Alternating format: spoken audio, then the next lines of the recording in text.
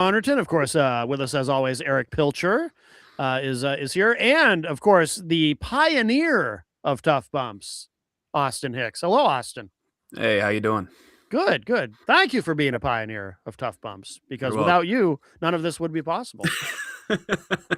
Yes, Right, Eric? yes.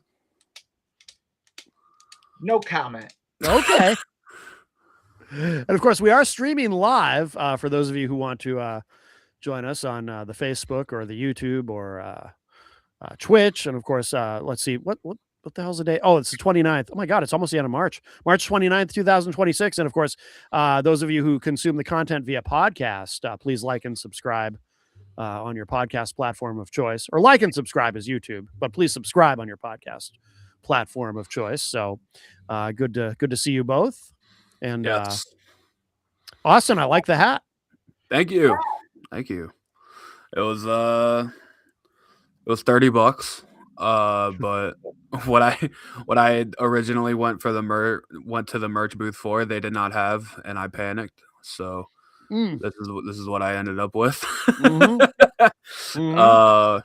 Yeah, so I assume if you didn't know, I put it up on my Twitter, but last night I did attend AEW Collision. It was live in where me and Eric live, which is Cedar Rapids, Iowa, at the Alliant Energy Powerhouse. And it's honestly one of the better wrestling shows I've ever been to. Honestly, it was a really good show. It was the matches, I think, were really good. I think they drew, I wanted to say it was decently filled. It was more filled than the last time they were here, which is always Okay. nice. I want to say there was about 2,600 people in the building or something like that. Yeah. Which is honestly normal for Collision, I think. But yeah, it was a really cool show. The matches were great. Tommaso Ciampa wrestled Ace Austin in what was probably my favorite match on that show. I would say that was really cool. Seeing Kazuchika Okada wrestle live is I hate you. it's one of my bucket list things as a wrestling fan, and to be able to scratch that off is really cool. And it was a really good match with Kevin Knight for the International Championship, which, Okada, it's very, you don't know what you're going to get with an Okada match nowadays in AEW. There's sometimes he kind of goes through the motions, and then there's sometimes he's really motivated. And last night, it seemed like he was really motivated to go out there and tear the house down, which I think was awesome. John Moxley got the biggest reaction on the entire show, I would say. The Death Riders music hit and the crowd came unglued. Yeah. so much so that Moxley, I don't think he was expecting it, because he kind of gave like a love thing to the crowd as he was making his entrance. Yeah. Yeah, it was just a really cool night of wrestling. They did the Collision thing, and then afterwards they did an hour-long Ring of Honor taping, which, okay. It's always cool to get an extra show, even though it's 2026 Ring of Honor, and that is what it is, I guess. Yeah. Yeah. But yeah, just a really cool night of wrestling, and it's the third AEW show I've been to. My second Collision. The first show I've mentioned on this show before, the first AEW show I went to was the night CM Punk came back to wrestling. So, oh wow, yeah, and that must have been cool to be there for that. It was really cool. It was really cool. And but I will say this episode of Collision, Kyle Fletcher seemed to have gotten hurt. Oh, which that sucks.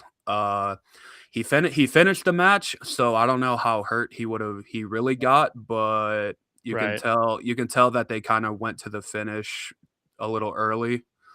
And I saw something online. He was seen leaving the arena wearing a boot. Yep. Yeah. So whatever the injury is, it's a legit injury. So I hope Kyle Fletcher gets it's not too serious.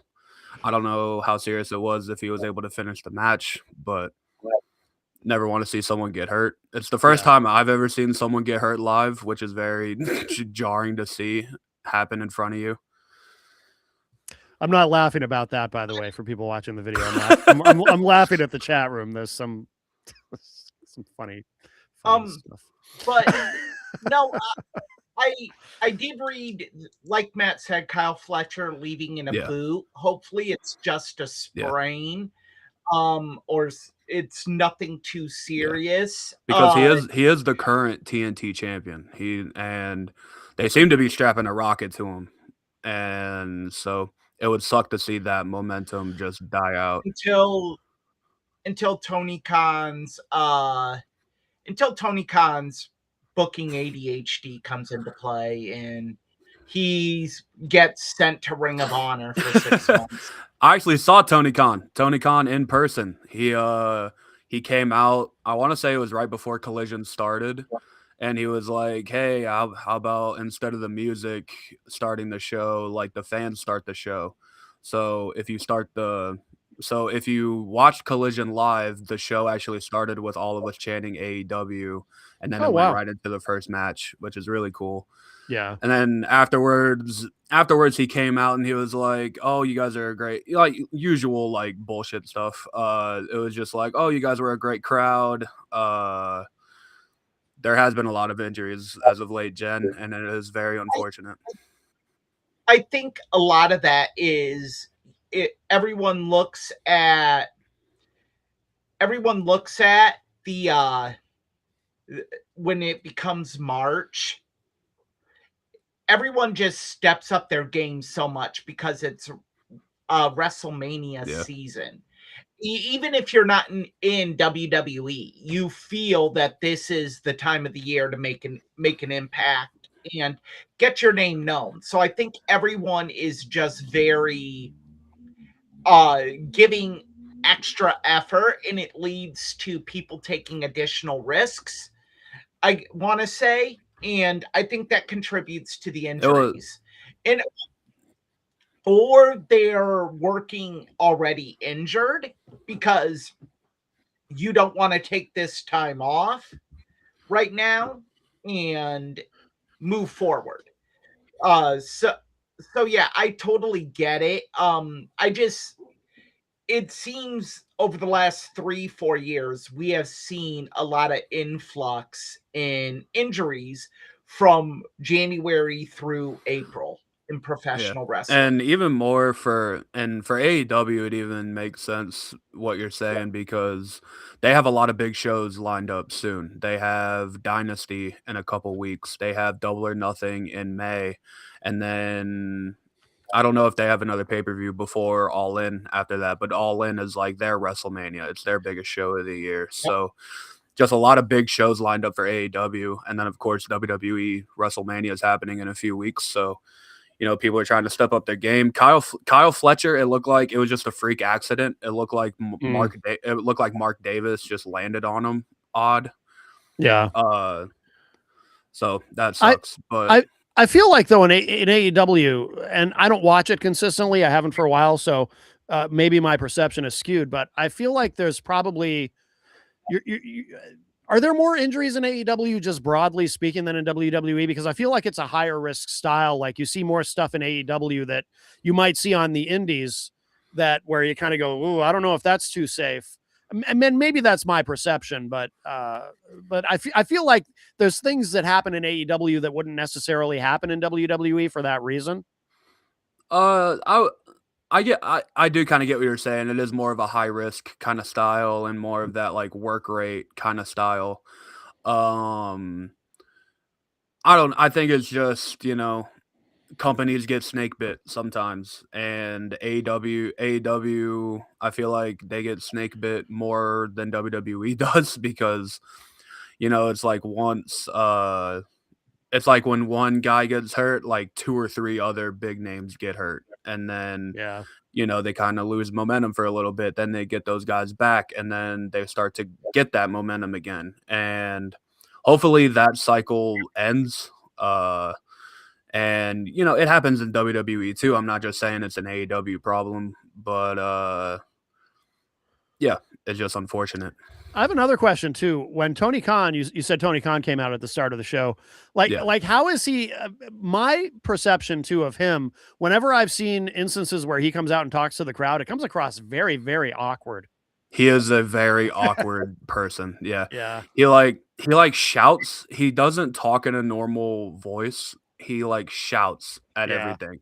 Yeah. And yeah, I don't know if he's like uncomfortable with speaking in front of people. Maybe that's the case, or a big crowd of people. But yeah, it's very odd. It sounds like he says the same things like 10 times.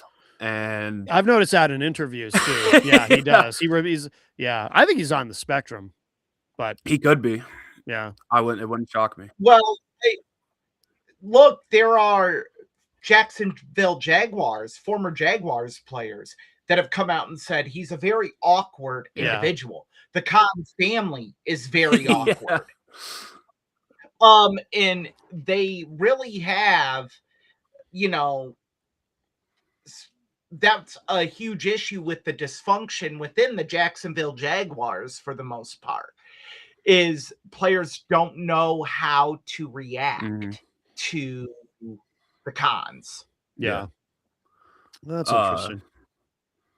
But yeah.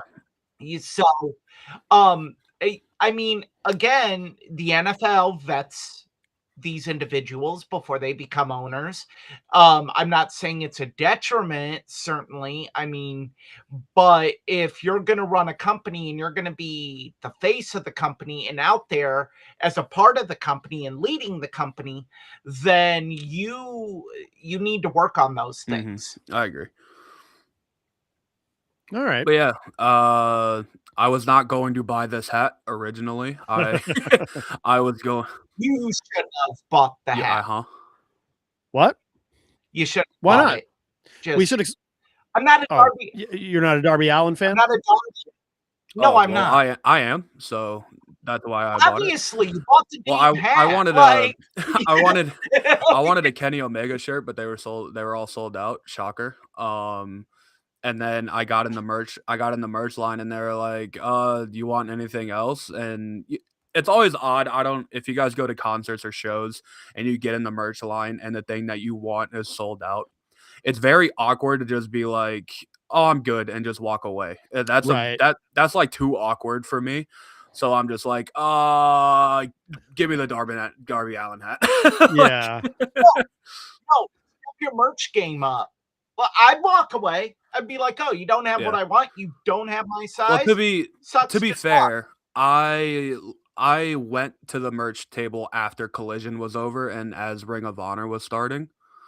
So and you wear like a 3X. Yeah. Anyway, I'm a big guy, if you guys don't know.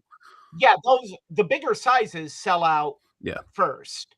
In Kenny Omega, I mean, I mean those shirts probably sold out within the first hour of his opening, because again, AEW has a horrible merchandising deal where Pro Wrestling Tees handles their merch, and they overprint crap that they don't need. Yeah. At AEW shows, they only have one merch table throughout the entire venue. Really? Yeah, which is very. That seems like a very poor business. I think it is, because if you guys have gone to I assume you guys have gone to WWE shows before. Or people watching have gone to WWE shows. It seems like every corner of the venue there's a merch table. But yeah, AEW's merch table it's just one table, and then there's like 6 shirts that you can pick from that they brought, and then the rest are like, oh, action figures or titles. They sell the AEW world title replica for $850. Wow. And there, yeah, and there was somebody. What? Yeah, they sell an AEW title replica for $850, and then the rest of them are like 700 or 600 or something like that. And then there was somebody like there was like three people in front of me. One of them bought the title. Oh, no kidding. Yeah. Yeah. Yeah. And I was like, wow, that's Yeah. nuts. Yeah. But yeah, the rest of the merch, it's just like signed posters, action figures. They had a timeless Tony Storm like film reel, or not film reel. It's like the director's thing, like the cut or whatever. Okay. That was like $100 or something like that. Yeah, it's very odd how they have their merch set up. Austin, you have a job offer in the chat. Oh, do I? Jen's engaging, and then one guy just posted one comment. Yeah, someone is offering you the opportunity to co-host the Crazy Joe show with Crazy Joe. Now you can be on there with a no talent, no knowledge, sexagenarian that's a racist, bigoted homophobe, and he has called Billy Painter's sister an N-word lover. So you can join. My call is saying you want to join because you blinked twice. He's very excited. Austin, I will respectfully decline the offer. That's a shame. No disrespect. I appreciate the job offer. No disrespect. I just like talking about. It's not a job. He doesn't get paid. Oh, well.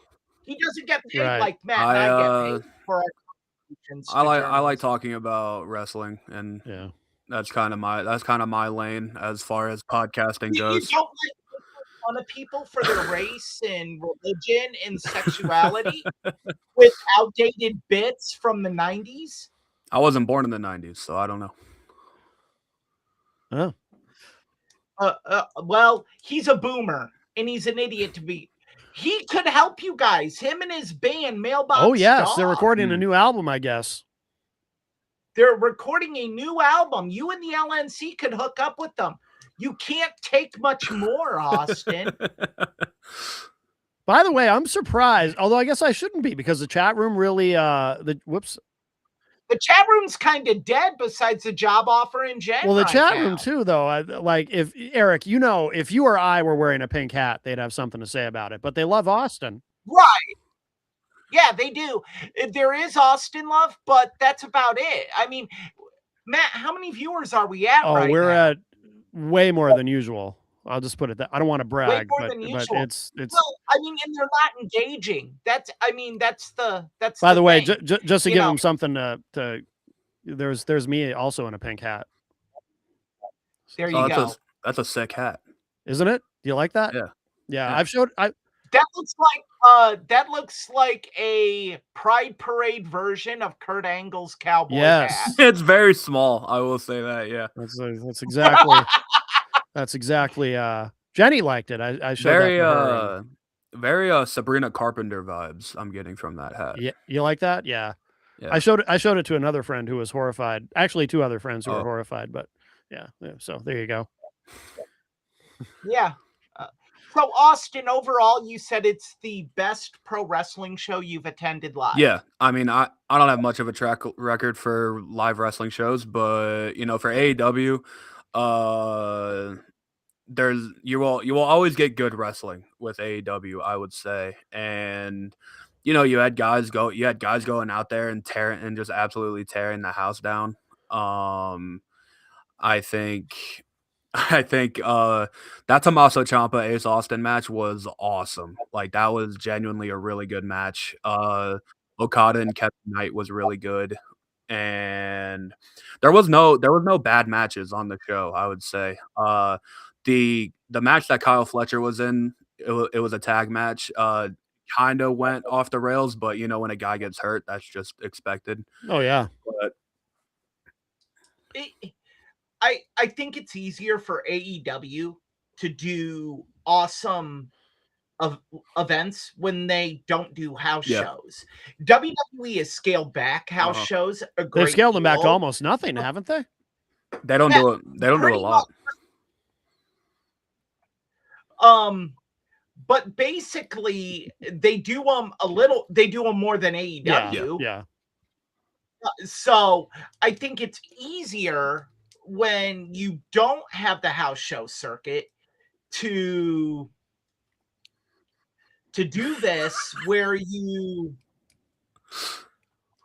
Austin, Commodore? Yeah, so it was so that's one of my friends that attended the show with me last night. And Okay. yeah, the main event of the Ring of Honor show was Commander versus Dralistico. And me and him did everything in our power to keep the crowd alive, but the crowd was very tired. And we were trying to get some chants going. I tried to start a Fight Forever chant that didn't pick up steam. Yeah, Huh. yeah, barn burner, if I say so myself, with Commander and Dralistico. They did the Ring of Honor taping after the Collision event. That's bizarre to me, because WWE would always do Sunday Night Heat before the Raw. They do that now. They do that now with Main Event. They tape Main Event before Raw, I think. Because it's almost as if Main Event and Heat are the dark matches to get the crowd warmed up for Raw. So, Eric, you would appreciate this. The dark match before Collision went live featured Colt Cabana. Man, Colt Cabana was in Cedar Rapids, and I sent you a picture. I sent you a picture of his. The picture wasn't the greatest. No, it Austin. wasn't. I was. You couldn't tell. You couldn't tell it was him, or what? Yeah, I couldn't. It was. I did. I honestly, I liked it. I'm like, oh, he's in the arena and everything. And my coworkers told me it was very busy downtown. So because you had the Iowa Hawkeye game like right before Collision started. Yep. So downtown was nuts. Even when I went into work last night. Yeah. And basically downtown was just chaos. Yeah. But yeah, Colt Cabana was the dark match. He got beat. He wrestled Satnam Singh, who is think of great Khali, but more mobile, I would say. Well, that's not a high bar. Well, he can actually walk and move around and do stuff unlike Great Khali. Yeah. Yeah. But yeah, they taped ROH afterwards, which, it wasn't a good look because, after Collision ended and because these people just saw Okada. Okada was in the main event. So, they're tearing the ring down and setting up the Ring of Honor stuff. And there was like a mass exit. Like, oh, really? Yeah. I would say by the time that Commander and Dralistico started, I would say there was maybe like 200 or 300 people in the building. Oh, wow. Yeah. So like it was empty. It was pretty empty. Wow. All right. That's the other problem of doing Ring of Honor after the show is you're really limiting the audience. And I guess the one argument I can think of is you have a hard start time that you don't want to mess up, but that's very easily avoidable if you time your matches appropriately. Because the doors opened for the show at 5:30, and then the pre-match shows, the pre-show matches started, or the dark matches started at 6:30. So it wasn't like these dark matches were super long, but I think if you started the Ring of Honor taping at like 6 and then went into like 6:45 or 6:50 or something like that, however long the crew needs to set up for a collision, I think it would have had a bigger crowd, obviously. Well, yeah, it just seems You know what? like, You know what it I don't- reminds me of is when WWE, and I used to love 205 Live. I used to watch it Yeah. on Hulu every week. But they had kind of a similar problem, because they would tape 205 Live after SmackDown, if I remember Yes. correctly. Yeah. And the crowd was, people weren't sticking around generally, and No. it would be a very small crowd. And in a usually the big arena. people that would stick around are genuinely just tired. Like they're Right. not like reacting to a Exactly. whole lot of stuff. Exactly. That was me during Ring of Honor until Yeah. I tried to wake up the crowd during the Commander match. But Yeah. because it was nothing but squash matches until that Commander match. Oh, really? Yeah, which also kind of hurt the vibe. But Yeah, no doubt. oh, well. It just seems like poor booking constantly with Ring of Honor TV. At least when Ring of Honor was Sinclair, they did a good job of pacing and putting together solid cards. Yeah. Where do you even see Ring of Honor now? It's on It's on their It's YouTube still page. just on YouTube. Okay. Yeah, or Honor Club. which also hurts it because they don't have a TV deal. So it really makes it feel like AEW's minor leagues. And for the fans that feel like AEW is the minor leagues to WWE, it hurts it even more. Ring of Honor now genuinely feels like AEW's NXT. Yeah. And and that's disparaging to NXT. I tried watching an episode of Ring of Honor on YouTube and I couldn't get through it. I'm It's kind of boring. I have no idea what's going on here. None at all. I'm like, what? You go to a squash match, then you have some vignettes that have nothing to do with the rest of the show and are teasing something that happened the week prior or 2 weeks later. It's just, I don't think I have seen a purchase damage a brand more than Tony Khan buying Ring of Honor. It's almost as if he just bought it to say, well, he wanted that tape library, right? And he wanted the original All In. Well, that's fine and smart, good, I think. but what right, but what can he truly do with the tape library? He can't sell CM Punk matches. He can't sell he can sell Samoa Joe. He can't sell Tyler Black matches, otherwise known as Seth Rollins. So there really isn't. He can't sell Cody Rhodes matches. But why not, though? Because it's now intellectual property of WWE. Notice whenever WWE would do their home video releases, they would always, if they had Ring of Honor footage, they would have to say property of Ring of Honor. They paid big bucks for that. Okay. They paid big bucks for that to Ring of Honor. That was actually one of Ian Rotten's biggest paydays, was the CM Punk documentary, because they purchased some IWA Mid-South. But in the case of somebody like CM Punk, he's CM Punk wherever he goes because he owns his own name. So he owns all that stuff. Yeah. So doesn't that change the calculus there? It does not. No, it doesn't, because when you sign with WWE, you sign that they control your likeness rights while you are under that contract. makes sense. Okay, that makes sense. So you're under contract. They control your likeness. That includes video, photo, the whole nine. But what about, so say for example, like TNA, of course they have a working relationship with WWE, but they can still show, clips from old matches of current WWE talent who was in TNA at one time, right? Yes, but they have to go through WWE. They still have to go through legal channels because they are separate companies. They're two separate entities. I mean, WWE, I'm sure, just does it. So in other words, so they can't do it without at least some sort of permission from WWE, some sort of like Right. licensing, Now, effectively. the best Okay. example I didn't can realize this. give This is interesting. The best example I can give you, remember Sting's retirement tour when they would show old Yeah. footage. They had no WCW footage. I at do all. remember that. Yep.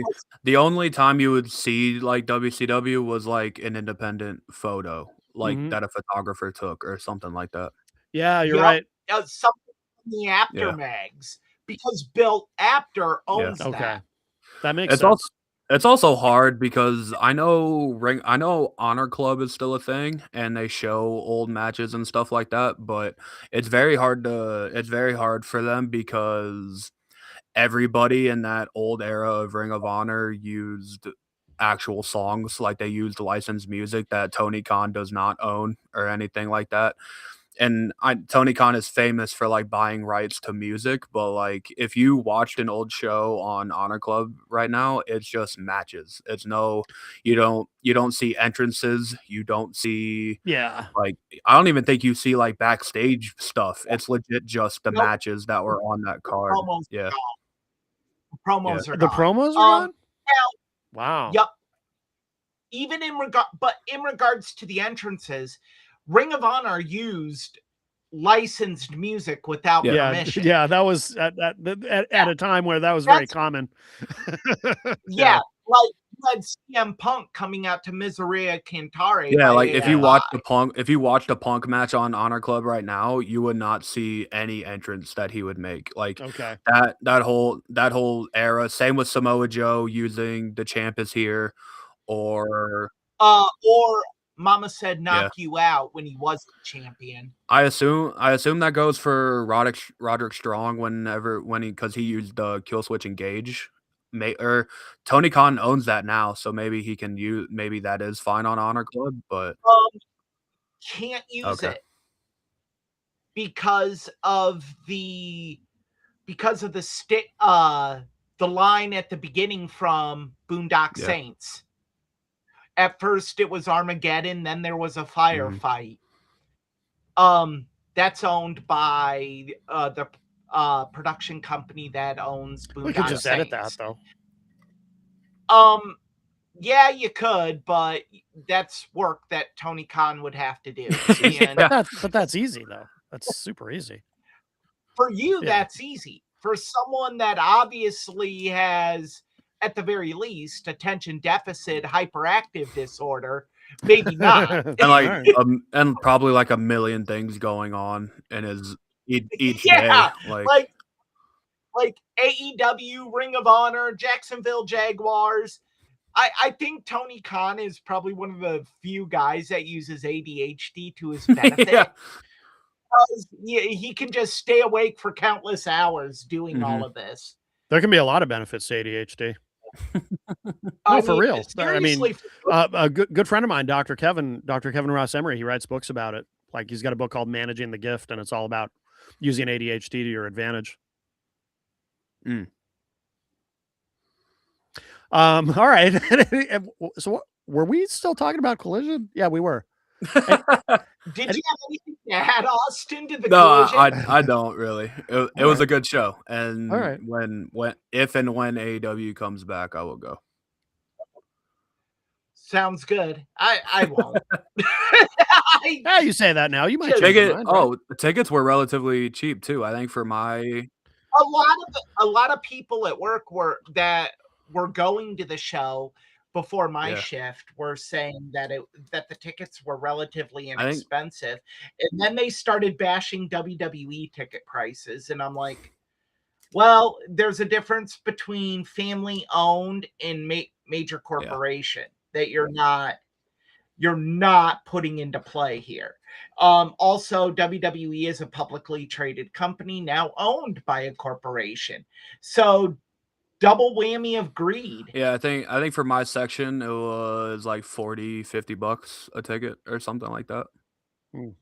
I've heard from people that ringside seats can be had for under 100. Like right under 100. All right, where do you guys want to go next?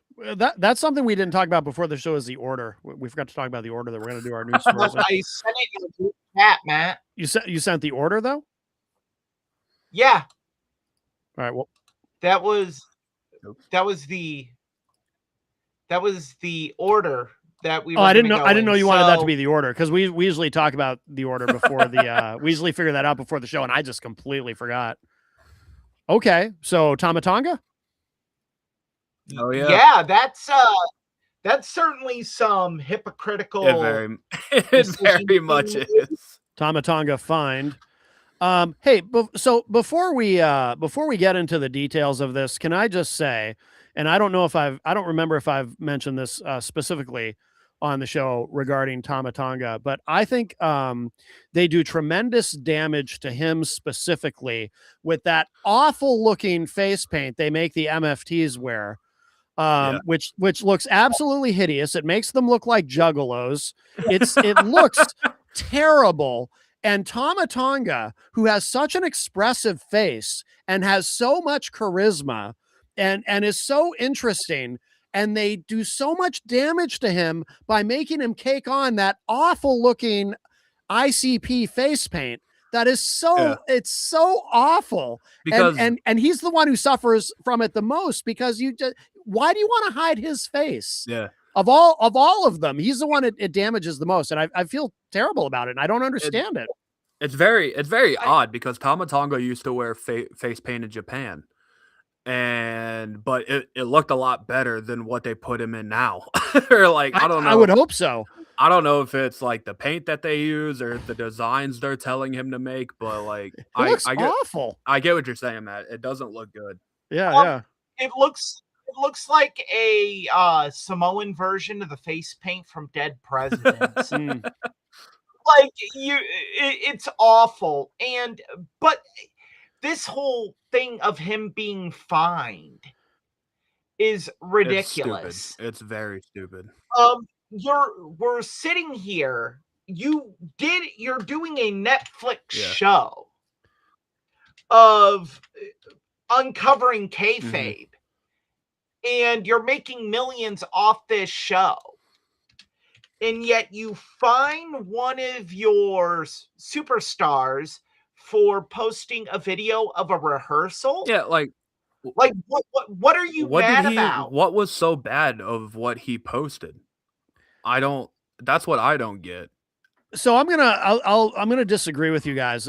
This may be an unpopular opinion. Well, I don't think they should have fined him, but I think they should have told him don't do that again, because at least like with Unreal, they're controlling what goes into the show. But I mean, and I know kayfabe is dead and all that, but I mean, posting something that has them rehearsing something in the background, I think that's pretty careless. But to his credit, I mean, he acknowledges he made a careless mistake, and it is a careless mistake. I don't think they should have.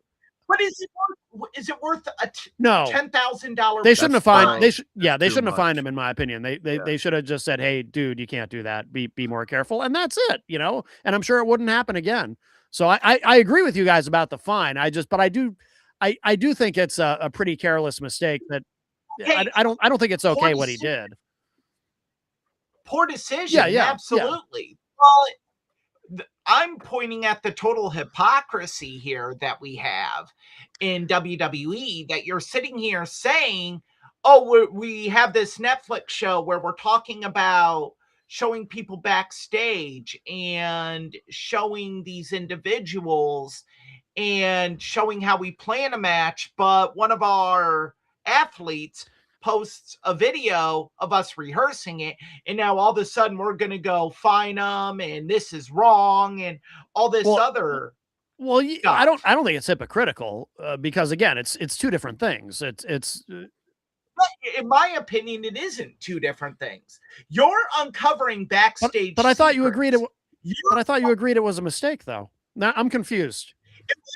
It was a mistake for Tama Tonga to do it. Right. Fine. But to fine him is where the hypocrisy comes into play, because you're making money off the same thing that Tama Tonga posted. I agree. There's also, I don't know. Triple H on Instagram also posts videos of him helping people rehearse entrances.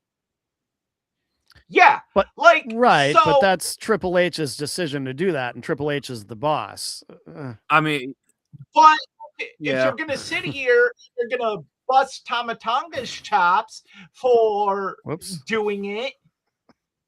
Yeah, then what are we like? Then why are you doing it? You're the boss. You set the standard. That's not how that Like- works, Eric. Come on. That's That's not how that. exactly You how know that's not how that works. Oh, the boss did it, so You're- everyone gets to do it. Come on, dude. Where have you I mean, worked where that's how it works? certainly not the United States Postal Yeah. Service.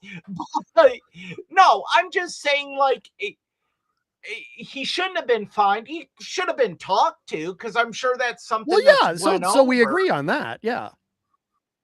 We agree on that, but finding the guy 10,000 plus. No, we agree on dollars- that too. I guess I just have the I guess where I just disagree is the part about saying it's hypocritical to have a problem with it. For me, it is very hypocritical. Like, so you can make money off of it, but I can't. Like, and then you're taking more money Yeah, well, from me. Tamatonga didn't even get paid for that. Tamatonga didn't get Right. paid to post this Instagram post. He just posted. I mean, I'm sure all these stars monetize I would their assume social so. media. I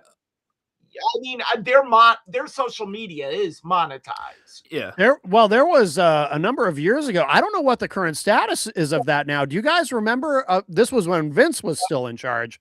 There was this thing where WWE was basically seizing, almost Yeah. like civil asset forfeiture, basically seizing everybody's social media who was a part of WWE and trying to make them sign a contract, like an addendum to their contract that gave over control. Do you guys remember that? Yeah, because a lot of wrestlers in that time period would like stream on Twitch, and like they would just Yep. stream like video games and stuff like that. Yep. And WWE Well, WWE Vince told them came into no. No. Wasn't it Paige that like Yes, she had a big problem, and she was very public about it. It basically drove her out of the company, I think. Yeah. But remember what really kickstarted that is someone was gaming on Twitch and bashed the new WWE video game. This sounds familiar, but I don't remember the details. Who was it? I think it was Xavier Woods. Okay. Oh well, he's got that YouTube channel too. That up, down, down. Yeah. That's what started this. Is they were like, well, they didn't think anything of it because Vince McMahon is a clueless idiot. And then they went ahead and 2K Games went to Vince and is like, he bashed our game to 10,000 people essentially. And Vince is like, well, what's the problem, pal? Right. And they're like, well, he just cost you Yeah, money. Right. And then when that was said, Vince was like, well, we're fixing all of this. I remember it also being an issue when AJ would do Twitch streams, because AJ Styles would do Twitch streams and people would ask him about stuff going on backstage and AJ would just answer it. Yeah. Like that's when the news broke that him and Paul Heyman had heat with each other or something like that. Oh yeah. And like how he basically thinks Paul Heyman was the reason the Good Brothers got fired or something like that. I remember this now. Yep. And then like a little bit later, that's when the news broke that like, yep, no one can Twitch stream anymore. Well, yep. We can televise, we can stream all of this on our Netflix show. Well, wasn't Adam Cole too? He was still with WWE at the time that all this went down, if I remember correctly, and he was huge and probably still is on. He said that was a big decision why he left WWE was to continue streaming. Yep. Because this was also at a point when social media for public personas really began to get monetized. So you can't and I'm sure Vince looked at it as, well, where's my money for this? I built these guys. No, Vince, yes, you built them, but let them have some semblance of independence. And Vince's contract addendum was thrown out of the courts, if I remember. Okay, because I didn't know whatever actually ended up happening to that. It was very quietly brushed away because Vince was essentially told they're independent contractors. You can't have them sign over their social media rights. And Vince is like, well, they need to include WWE in their names, their handles, but Vince is Vince and has no clue on anything modern. Yeah. So yeah, I think that the fine was unfair. You're not going to get me off this hill that it's a touch hypocritical. I mean, we basically agree on the substance. I just don't think it's hypocritical. I think I just don't think it was that big I- of a deal what Tama Tonga did. Yeah. I just like it's whatever. Like I don't agree with punishing the guy. Right. No, me Especially neither. because that wasn't the subject of the video, if I remember right. It was just Yeah. going on in the background. If he took his phone and went into the ring and goes, "Hey, this is what we're doing on SmackDown tonight," then Right. yeah, sure, I would assume that would be a problem. But even if he did, I don't care. Like, What? So So, what? are you serious right now? I'm dead serious. If you're gonna sit here and get pissed that he does that, and you sit there and allow press access to your shows that spoil your international tapings, I guess my point is, what's the line here? Like, I don't understand your point. if you're going to sit here and you're going to allow press people that spoil your international shows, hurt your ratings, but someone is taping a rehearsal and everyone knows there's a rehearsal in pro wrestling. It's not a secret. I guess I don't understand the difference there. I think in any situation involving television, like if somebody who works on a television series decided to, record something on their phone, some video of a rehearsal going on at a television series, and then without any permission, without any consent at all from the producers or whomever on set who's in charge, they just went and posted that, I think they'd be in a lot of trouble. I think that would apply to anything. I don't care. They want to post it. All right. I just think it's a mountain out of a molehill. People know that you rehearse. If anything, it might put more eyes on the product. Be like, oh, let's see if they botch this.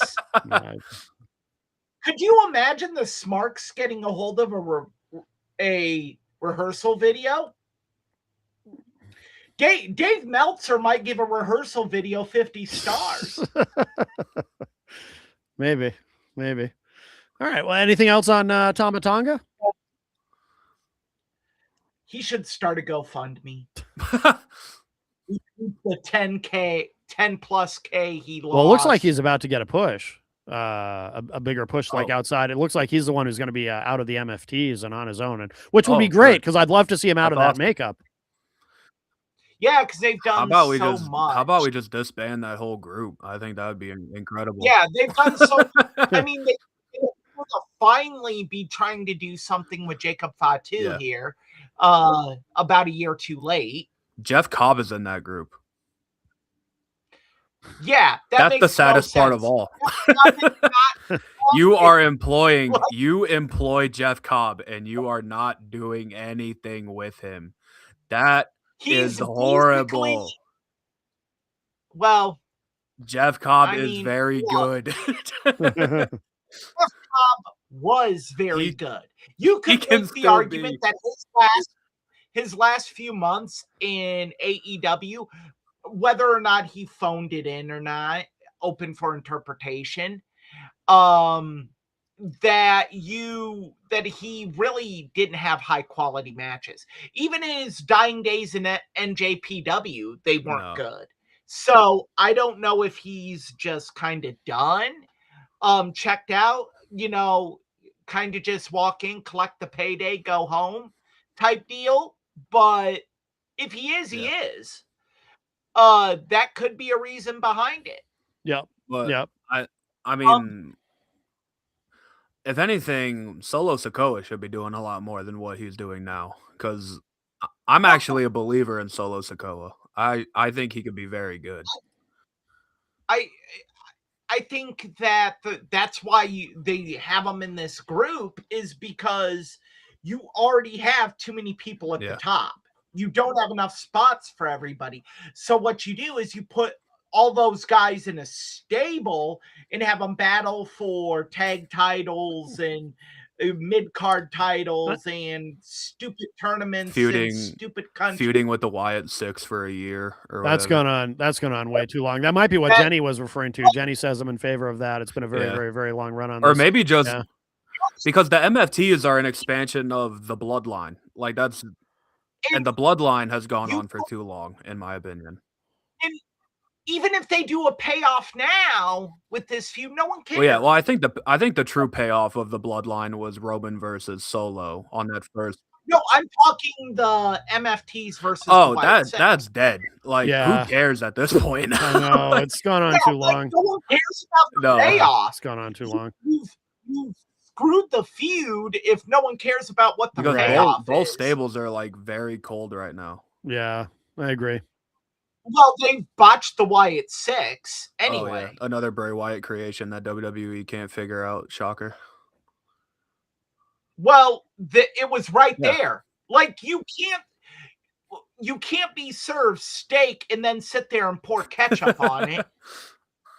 And that's what they did. Why can't you do that? They was. Oh, you do disgusting. that, Matt? I don't really eat steak, but I would put ketchup on it. I do put ketchup on my meatloaf. Oh. Well, yeah, but you don't put ketchup on a good cut of steak. Nope. It should have enough flavor anyway. All right, if you say so. Ketchup is disgusting anyway. What is? Ketchup. Oh. It's awful. How dare you? It's just tomato. How dare you? How dare you? It's just processed tomato and high fructose corn syrup. Yeah, that's real good. According to a former president, it was considered a vegetable. Oh, do you know which president? How about you indulge Ronald Reagan? That? Oh, and Ronald Reagan's dead now. That was not my guess, but that makes sense. I was guessing the man current. No, I said former president. I guessed. My guess was Obama, but nope. No. All right. Anything else on Tama Tonga, or should we move on? We should move on. Should move on to Sami Zayn. I know that because I looked at the list you sent me, Eric. New Good job. Thank you. Yeah, title change. Sami Zayn. I am not a fan of this title change. Apparently, a lot of people aren't. It got a lot of dislikes on YouTube. Yeah. I am not. I don't think you take it off Carmelo Hayes. Because the run that Carmelo Hayes was going on was incredible. It was very good. He was legitimizing that title. And like you go from him having good matches with Ilya and I think Dragon Lee also and like other people just to go back to the guy who I believe Carmelo didn't beat Sammy for this belt, right? Or no? He what? Say that again? Did Carmelo beat? No, Carmelo beat Ilya Dragunov. Dragunov beat Zayn. Yeah. This whole run started with Sami Zayn with the open challenge and the workhorse matches. It feels like we're going backwards, putting this belt back on Sami Zayn. I have to say though, I think there's another plan here. I sense that this whole thing is leading to something else. I think it's leading to a heel turn for Sami, I think so too. Yeah. I'm not a fan. I'm personally not a fan of heel Sami Zayn. No? I think he's one of the best. I think he's one of the best baby faces of all time. I don't think you ever turn this guy heel because he's so good at being a baby face. And I know the play at Mania probably is Sami Zayn versus Trick Williams for this belt. With I assume with Trick getting the win, but I don't think that match needed the United States title. I don't think you need Sami Zayn. Look, I hate WWE's philosophy that to freshen a guy up, you turn him. You either turn him babyface to heel or heel to babyface. or you let him off TV for 2 to 3 months, write him off, and bring him back. That's what they could do with Sami Zayn. And they're not doing it. And turning him, I think if you turn him heel, you destroy Sammy. Sammy's not a heel. No. I disagree with you guys on this. He was Actually, he was a heel. He was a heel for so long though that like it feels like it feels like this babyface run hasn't lasted long enough to warrant another heel turn for the guy. Yeah, I disagree with you guys on this. I'm actually intrigued to see where they're going with this and what a newly minted heel Sami Zayn looks like. I like him as a heel, and I think it would freshen him up. Actually, I'm intrigued to see where they're going. Is there a way that this turns into a triple threat at Mania with Sammy, Trick, and Carmelo? I think I could see it, but my understanding is the reason they did this is they don't want to go right into a Trick Carmelo feud fresh off their NXT feud. They want it to stretch out. They want to do it during SummerSlam season and not during WrestleMania season. Which fine, then you could have had Ilya Dragunov beat Carmelo Hayes. There's so many different ways you could have ran Carmelo and Ilya at Mania. If you wanna get Tama Tonga over and have him break away from the MFTs, best way to do it, have him win a singles title. There are so many other options than what they chose here. And I really think it's for Sammy, to quote good old JR, it's time to learn a new hold. Be off TV for a bit. Get a fresh coat of paint. But nobody wants to miss WrestleMania, though. That's the other problem. I assume they don't want Sammy to miss WrestleMania either. Right. I assume they want him there for that. Yeah. But WrestleMania's planned pretty far in advance. You had time to bring him back. Just this whole thing just feels like it's a fumble. Like you're trying to patch it together. I think and I don't want to seem like I dislike Sami Zayn, because I don't. I like Sami Zayn a lot. I think he's stuck in this purgatory of upper mid card because I don't know if they're afraid or if they just don't want to put him in that main event title picture to have him actually win a world title, or if they're waiting for the right moment, but that moment might have already passed. But I think so. It's Sami Zayn isn't a main event guy. I disagree. And I'm going to say that with the addendum of you can put him in spot main events. In Canada, he's a main event guy. Or Saudi Arabia. Or Saudi Arabia. Yeah. Right. Yes. You can put him in spot main events, but I've never been a big fan of the long-term underdog being in the main event because it just gets old and the crowd will just turn on them so quick. And then you're in a situation like you're in right now where you're just patchwork booking to try to get things to fit. No, because of Sammy's character, he is not a main event guy. You can, again, spot main event him, certain areas, Saudi Arabia, Canada, maybe a Madison Square Garden show. New York would probably be pretty hot for him. Chicago, maybe even Detroit. There are areas where you can pull this off, but you can't do it consistently because when the underdog wins, it's like, then what? Where do we go? He is the perpetual underdog. I just hope this doesn't lead.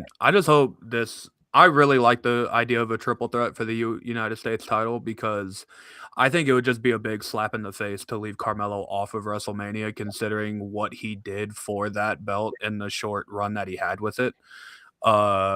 And plus, it gets more people on the Mania card. It gets more talented people on the Mania card. Carmelo Hayes is too good to not be on Mania. I That's agree. just the point I'm trying to get to, and Mhm. I think a triple threat with him, Sammy, and Trick would be good. It would be a good match. I would disagree in the sense that I like the idea of them kind of delaying that to the summer season.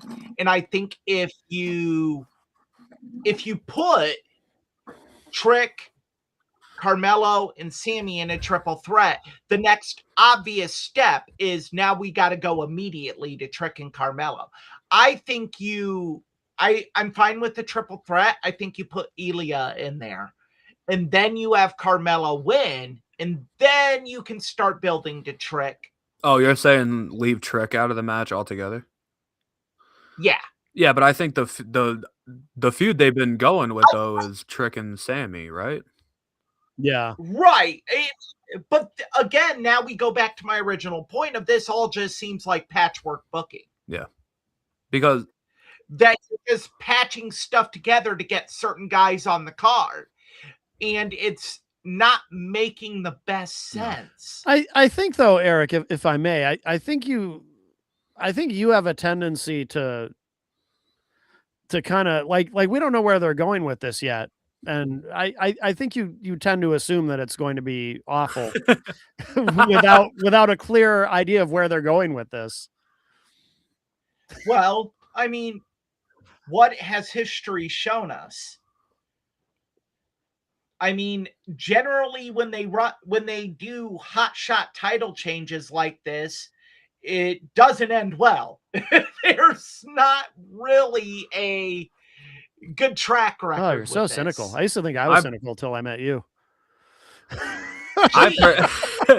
I personally think the end game of this, the end game to this for me is Trick Williams winning this belt. I think Trick. Yeah.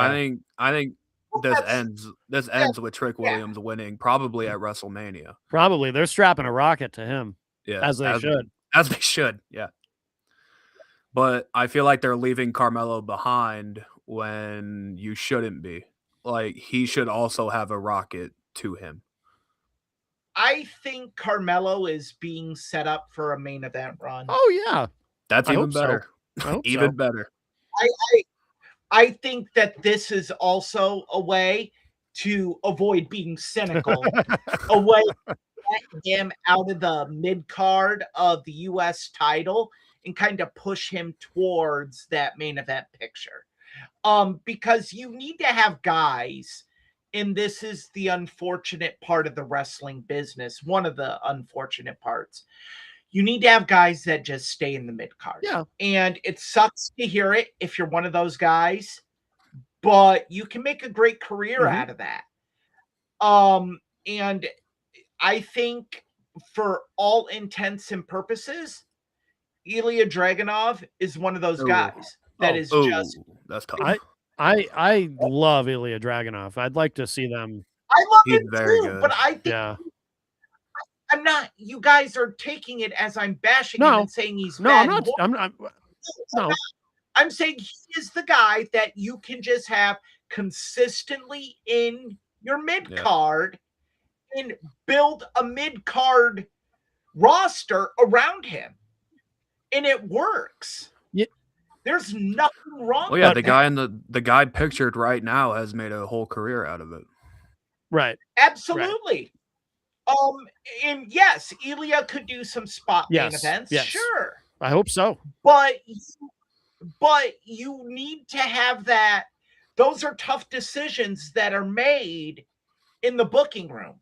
And you have to have those conversations with guys like, hey, we think you're great. We think you're good, but this is what we have envisioned for you. And it isn't what you envision, because I don't care who they are. No one goes to WWE and says, man, I want to be a lifetime Intercontinental Champion. Yeah. If you do, you're in the wrong business. But I think there's a way to do it, in a way to have those guys there. Like what the best example I can give is what WCW did with the cruiserweights. So many people bash how WCW handled the cruiserweight division. I think they did it brilliantly. I think the way Eric Bischoff did it was awesome. The cruiserweights were kind of their own thing. Yep. They were really outside of the NWO versus WCW stuff. Sometimes they played into it a little, but not a lot. And you elevated guys from the cruiserweight division, the opening match of hour one and hour two, to the mid-card picture. And people are like, well, Eddie Guerrero should have been a main eventer. At that era, you're not going to want to watch Eddie Guerrero take on Kevin Nash. It would have been impossible for him to be that guy. I would say in that era, Eddie Guerrero was exactly where he should have been.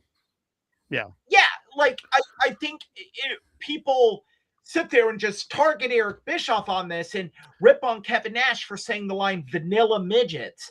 And it's like, well, no, look at these big guys.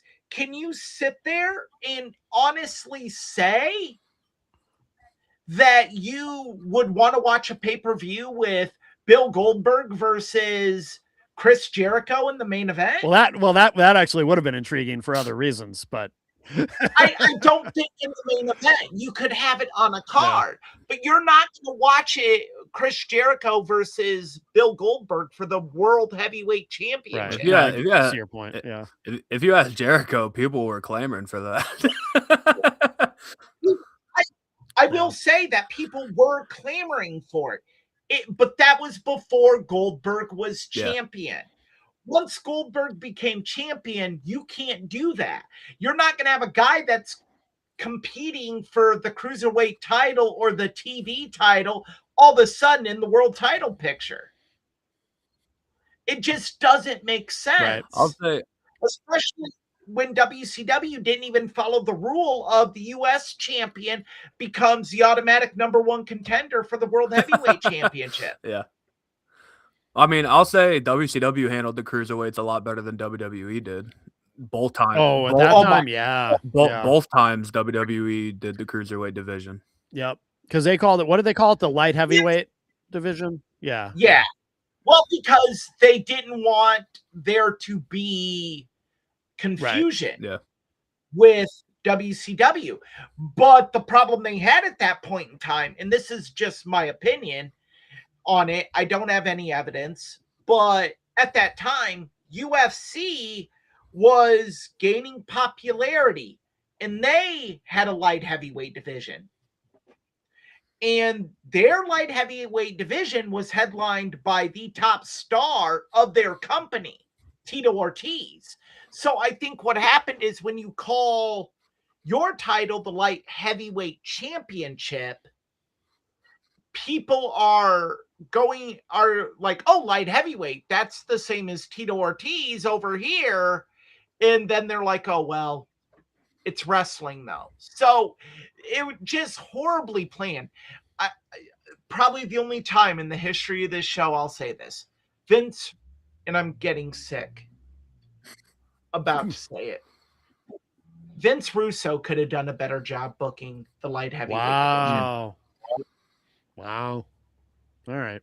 Well, anything else on Sami Zayn, or should we move on to the our final item in the undercard?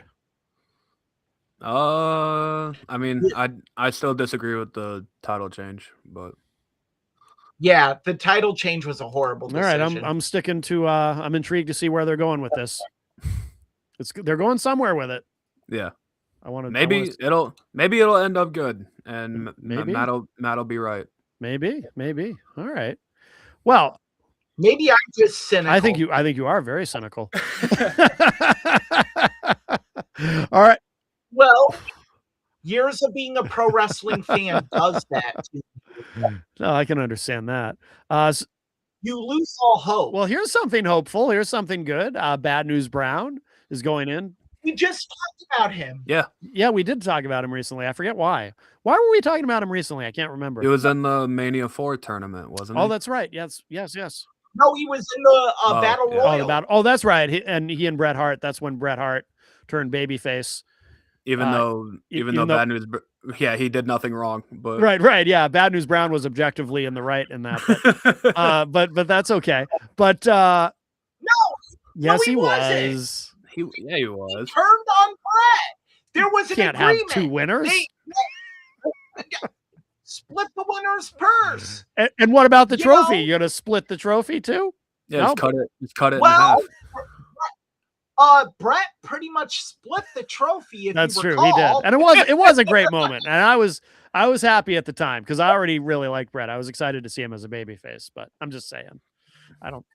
And then almost decapitated Bad News Brown with the bottom of the trophy when he threw it out the ring. Yeah. But Bad News Brown is going into the Hall of Fame. I think it's good. I'm happy about it. In the legacy What's that? wing, in the legacy wing, of a building that doesn't exist. Right. But it has So wings. the legacy wing is for only people that are deceased, right? Is that right? I've never seen a clear-cut definition of the standard. Or was it? Or is this what the Warrior Award used to be? I don't think so. I- See, No, because then you would say that kid Yeah. Connor, yeah. would be in the legacy wing, which, no offense to Connor, he has no contributions to the business. So what's his See, I legacy? don't remember ever hearing until they announced Bad News Brown. I remember hearing the phrase legacy wing and going, what? I don't even remember. Was there a hearing that before. was there a legacy wing last year? I think it's a Triple H thing, which, look, I'm cool with the legacy I'm wing gonna look it up. because I think it's honoring those that wouldn't otherwise get honored. You mean like Yeah, someone like him who was never a world champion in WWE? You mean something like that? Right, right, like not Like a a- big like a name, but you underrated. still wanna Okay. honor- yeah, you still want to honor their contributions. To That the makes sense, business. but they should do something to explain Okay, it. so last year the legacy wing had 3 people go in it. It was Kamala, Dory Funk Sr., and Ivan Koloff. Oh yeah, Okay. I agree with one of those. Which one? Dory Funk. Put him in the Awesome. legacy wing? I was gonna say Ivan Koloff, Yeah. but I don't know. I'll give you. because Ivan he ended Koloff. Bruno's reign. Like that should be first ballot right there. But I Mm. mean, so did Larry. I'm talking like I Zbyszko. know. Whatever. I don't know. I mean, I think that's one of the most overrated accomplishments a wrestler Well, isn't can that have. that's the whole reason why Zbyszko's in the Hall of Fame, right? Because he beat Bruno. Yeah, like I beat Bruno Sammartino. Yeah, so did 9 other guys after 5-year reigns. What's Yeah, your but he had point? other. Zbyszko had other, Yeah, other like- accomplishments too. Everyone's like, oh well, you know, it's like people honoring Bob Backlund's title run, or those that get upset when like superstar Billy Graham lost the title to Bob Backlund. It's like, well, you were a heel champion. They wanted to get the title on a babyface champion. You know, like, Because Bob Backlund's run was how long? I have never understood any of Billy Graham's complaints. Honestly, No, he's just a malcontent. I think he's just a very he can rest in peace, but very delusional about his standing in the pro wrestling business. He was a big mark for himself. Oh, Yeah. absolutely. I read his autobiography. Holy crap.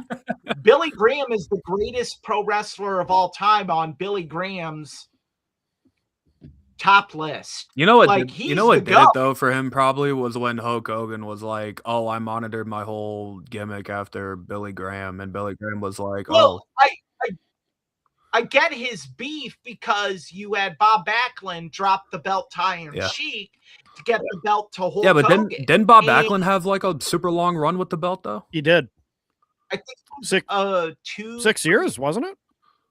That's it was It was a a long long run. I think it was 6 no years. way.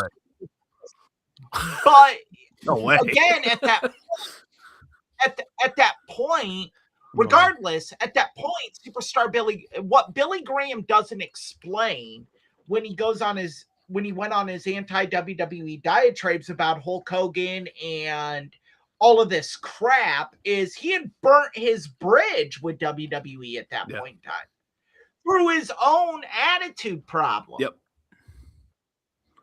So you can't sit here and be pissed when they don't give you that opportunity again because you burnt that bridge.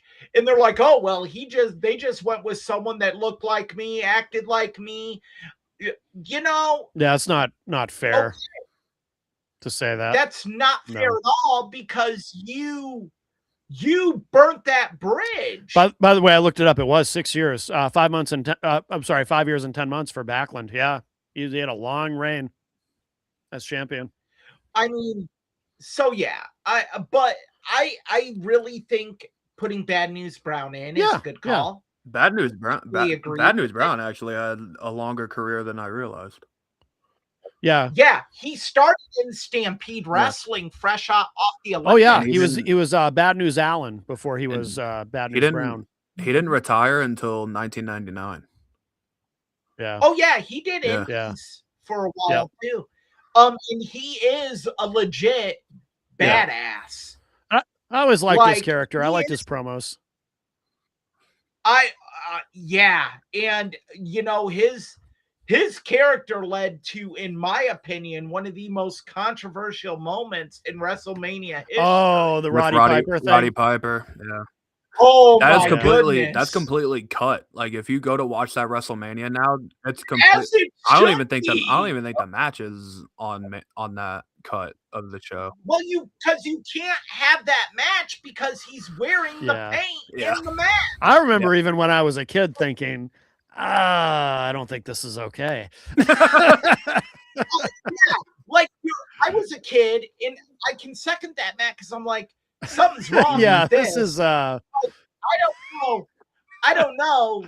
I know. I did go to school the next day, and kids were calling Roddy Piper. Were they really? Yeah. I'm like, yeah, kids were because Austin's familiar with Cedar Rapids. I grew up in a very mixed neighborhood, in a very mixed school, Taylor Elementary, where we had all these ethnic groups. And Roddy Piper was a bigot.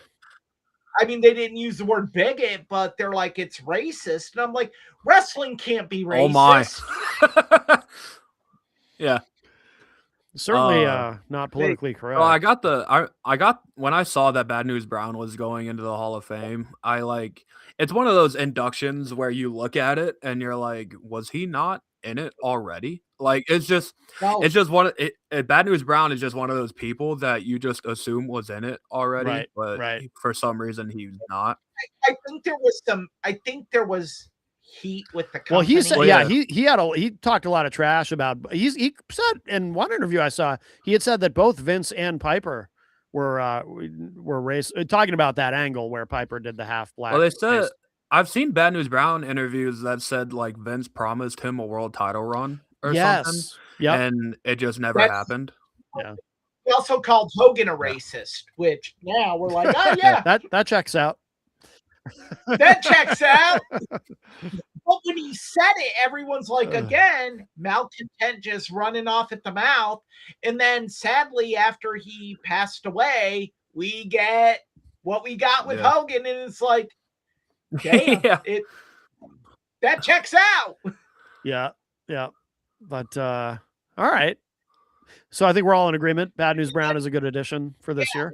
And we had another induction. Yes. Psycho Sid is going in. That's right. Hall. Yes. Also under the legacy wing. Which I don't agree with because he is a 4-time world champion. Yeah. Like if you're gonna put him in the Hall of Fame, put him in the Hall of Fame. That's what makes me think though that this legacy wing is for only people that are deceased. Because otherwise, yes, he should just be in the normal Hall of Fame. Senior isn't dead. No way. but he's I awfully don't- close. All like no just He's no very old. disrespect, of course, but like there's just no way. Dory Funk Jr. Up. No, I think he's still alive, but he's in his 80s. Dory Funk No, it was Dory Funk Senior. Funk Senior. Oh, he died in 73. I was way off. What? Wait, I'm confused. Oh, are we both thinking of Dory Funk? Wait a minute. Now I'm really confused. Dory Funk Senior. You're thinking of Dory Funk Jr. Okay. I'm thinking of Dory Funk Senior. I Dory thought he Funk. was still alive. But Dory Funk Jr. is still alive, right? He's in his 80s now. Yeah. Dory Funk Jr. is still alive. So is Dory Terry Funk's Funk still alive too, right? No, Terry Oh, Terry he's Funk is not. gone. Oh, He that just sucks. but he just died within the last couple of years, I think. Did you just realize that, Austin? That Terry Funk's dead? Yeah, I forgot. Yeah, he hasn't been gone that long though. A couple Oh, of he years, died. right? Yeah, 2023. Yeah. So that's a But Kamala's dead. he had isn't he had very severe health issues. Kamala. Kamala's like been dead, I think. No disrespect. I think he. Oh, I typed in Kamala and Kamala I did Harris too, came yeah. up. She's still alive, I believe. He died in 2020. Oh no, we got him. Ivan Koloff. Ivan Cole. Yeah. He's dead too. So maybe it is a legacy wing, but they've inducted people that have died regularly. Yeah, they always have that. That was always the pattern. It was like the headliner, somebody else, a tag team, a woman, a dead person. But like, Yeah, a dead person. I'm I think sorry, the legacy wing thing is silly. They should just not have. I that. think it is. They should just be a part of the class. Like, Yeah. I think for guys like Bad News Brown, it's acceptable, but for Psycho guys Sid, like it's not. Like he should just be in the class. Yep. 100%. Yeah. They Sid was better, awesome. they better play his promo. I'm as dumb as you think I am, and end it with his "Go Yeah. Bird!" I have Go live, half pal. I have half the brain that you do. Kevin Nash in the ring. Yeah. Yeah. Good thing Nat Hall had the mask on, because Yeah. I don't. Hall was Oh, yeah. losing He was it under that corpsing, yeah. mask. Oh yeah. Well, like Sid is awesome. Like that, like late 90s run that he had in Mhm. WWE was like really good stuff, I think. Oh yeah. Andy crapped his pants on the Undertaker. Yeah, did? in the main event of Mania, he pooped himself. And Oh, I didn't realize he pooped himself. Yeah, Undertaker realized it when he went for the tombstone. that's brutal. I do remember thinking though, as much as I Taker. as much as I liked Sid, I thought that was one of the weakest main events ever for It's- WrestleMania. It's not a awful. good match. It's No, it's Not only is the match not good, but the build was very weak. They didn't put much into the build. It was strange. Well, you gotta think. Well, wasn't Mania 13 supposed to be Brett and Shawn again? Yeah. Yeah. There was a lot of shenanigans but Because they could have recovered. They could have recovered so well, because you could have had. They did a week or two before Mania. They had a steel cage main event. Sid versus Bret Yeah. Hart for the championship. And they could have had Bret go over and had Bret and Austin for the championship. Yeah, you're right. But the problem with it is, and Bruce Pritchard went into this on his show, creative was split, because there were people in creative that didn't think Steve was that's ready nuts. I That know. is insane. for that Yeah. moment. And they were like, well, we want to give Chicago something fresh for the championship. We don't want to give them Bret and Steve for the title.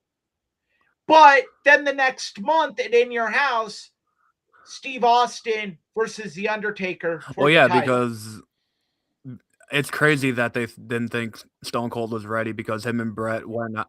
Yeah, Him the- and Brett went out there and had one of the greatest matches of all time. Like, that is that nuts. match saved that Yeah. card. It Yeah. is legit the only good match on that card. Yeah, like, and I don't bash Sid for the match not No. working. I don't bash Taker. Sometimes two guys, it just it doesn't just work. ain't. And I think But I that, think it would have been better if the build had been better. Like, not the match wouldn't have been better necessarily, but I think the crowd would have been more into it because what I remember is they were both baby faces. I don't know why they didn't turn Sid. So they're both going in as baby faces, and Sid was not particularly Was Sid like, not a heel for that match? no, he was still a baby face. It was That's even crazier. yeah. It was But- it was all very strange. let's go back and look at the booking leading up to all of this. Shawn loses his smile. Knee injury. Well, we gotta start with the Royal Rumble. Yeah. They have the finish where Austin gets eliminated by Brett, but the refs don't see it. Austin comes back in, eliminates Brett. Brett's all mad. Austin wins the Rumble. Next night, they say, okay, here's what we're going to do. We're going to have at our next In Your House event, Final Four, the Final Four guys in the Royal Rumble in an over-the-top battle royal to decide who the winner of the Royal Rumble is. What a bad idea for a match. Okay. That sounds What? horrible. Yeah, like just make it a fatal four-way. I didn't understand it. And then you have 10 days before Final Four, Shawn loses his smile. So you have to pivot there, but you set this up to where Sid was supposed to get a rematch with Shawn. So you're like, okay, how do we change that? It was a mess. And so they had Sid get the winner the next night on Raw. Brett won Final Four. It was awful. That's why the build sucked, because everything leading up to it sucked. Yeah. Yeah, I don't disagree. Like, you're like, the build sucked, Matt. Yeah, well, yeah, because the build sucked. That's why the main event sucked. I always felt like Sid's career got cut way too short. I mean, understandably so, because of the injury that he suffered in 2000, I think is when it happened, or 01. And softball Sid. Yeah, I was going to say he had a habit of taking off for softball too. It was like he was never fully invested in his own professional wrestling career. Yeah. I mean, they're yeah. That's still one of the more like gruesome injuries I think I've ever seen. And just it is a very gruesome injury. I've never actually seen it. I've never watched it. I've always avoided it. You don't want to. I don't want to. No. But he deserves some comeuppance for being softball Sid. Yeah. You can't take time off to play softball. You tell people you tore your bicep, but you're swinging a 7-pound aluminum bat. Like, what? That's hilarious. Yeah. But yeah. All right. Very, very deserved for him to be in the Hall of Fame. Yes. Yeah, I agree. Sid is a Hall of Famer. And it sucks. Easily one of the top big men of all time. It sucks that they waited too long to put him in for him to not be here. Well, his death was so sudden. Yeah, it was. I mean, people knew he had cancer. He hasn't been gone for a while, hasn't he? This was like recently that he died. Not too long. But the cancer was like that. He was diagnosed. Then I think 3 months later he was. Who do you think should induct him? Arn Anderson? Oh, I'm kidding. What's the matter, Sid? You lost your scissors? Oh, I think they could let Arn take a stab at it. To be fair, all right, guys, hold on. I'm gonna step out for a minute on that one. I think it'll be Undertaker because of their Mania match. I would say. I don't know who else it would be. Really, would it be Shawn? I don't know. Probably I don't know. Because Shawn was like Sid was like his new bodyguard, right, or something. Yeah, But it's funny. I don't like off the top of my head, I can't think like who was actually close to Sid, like in terms of an actual friendship in the business. And I don't know. I don't know. Sting came to my mind, but that won't happen. Yeah. Yeah, that's true. DDP. No, because DDP will probably do Rodman, I would imagine. Oh yeah, yeah, Dennis Rodman. Yeah, so I don't know. I don't know who inducts. Maybe Sid as a family member who will do it. Sometimes they do that. Yeah, but I would imagine like for the actual like induction part, the speech part will probably be somebody from his family. But Yeah. the induction part, I would put money on Undertaker. I would say Okay. because I think they were friends. Okay. I think. Yeah. I always got the impression Sid didn't have a lot of actual friends. Yeah. But yeah, I would think it's either gonna be. I'll wait for Eric. Hold on. Eric is back. I thought I was the one who was going to have to go drop a deuce. Yeah, I think it'll. Yet. In my opinion, it'll probably be Undertaker or Shawn that inducts him. I have a name. Okay, go ahead. Scott Steiner. Oh, that'd be sick. Okay. Steiner and him, their rivalry was big in the dying days of WCW, and they were very close. Oh, okay, friends. that makes sense then. If only they let Steiner. But I don't think the legacy guys get like an induction. I think they just bring the families out on stage. I think you're right, actually, because I don't remember a speech for like Kamala or anything like that. Right. Yeah, I think that's so lame. That's so lame. That's so lame. Oh, I would watch for a Scott Steiner Hall of Fame induction. If only they let him. If only they let him use the Big Papa Pump theme song with the sirens and stuff. Right. He comes out in the chainmail. Be awesome. With the cutoff tux. He does the pose. Yeah, he does. Yeah. And then he just spends the whole speech cutting a promo on Triple H.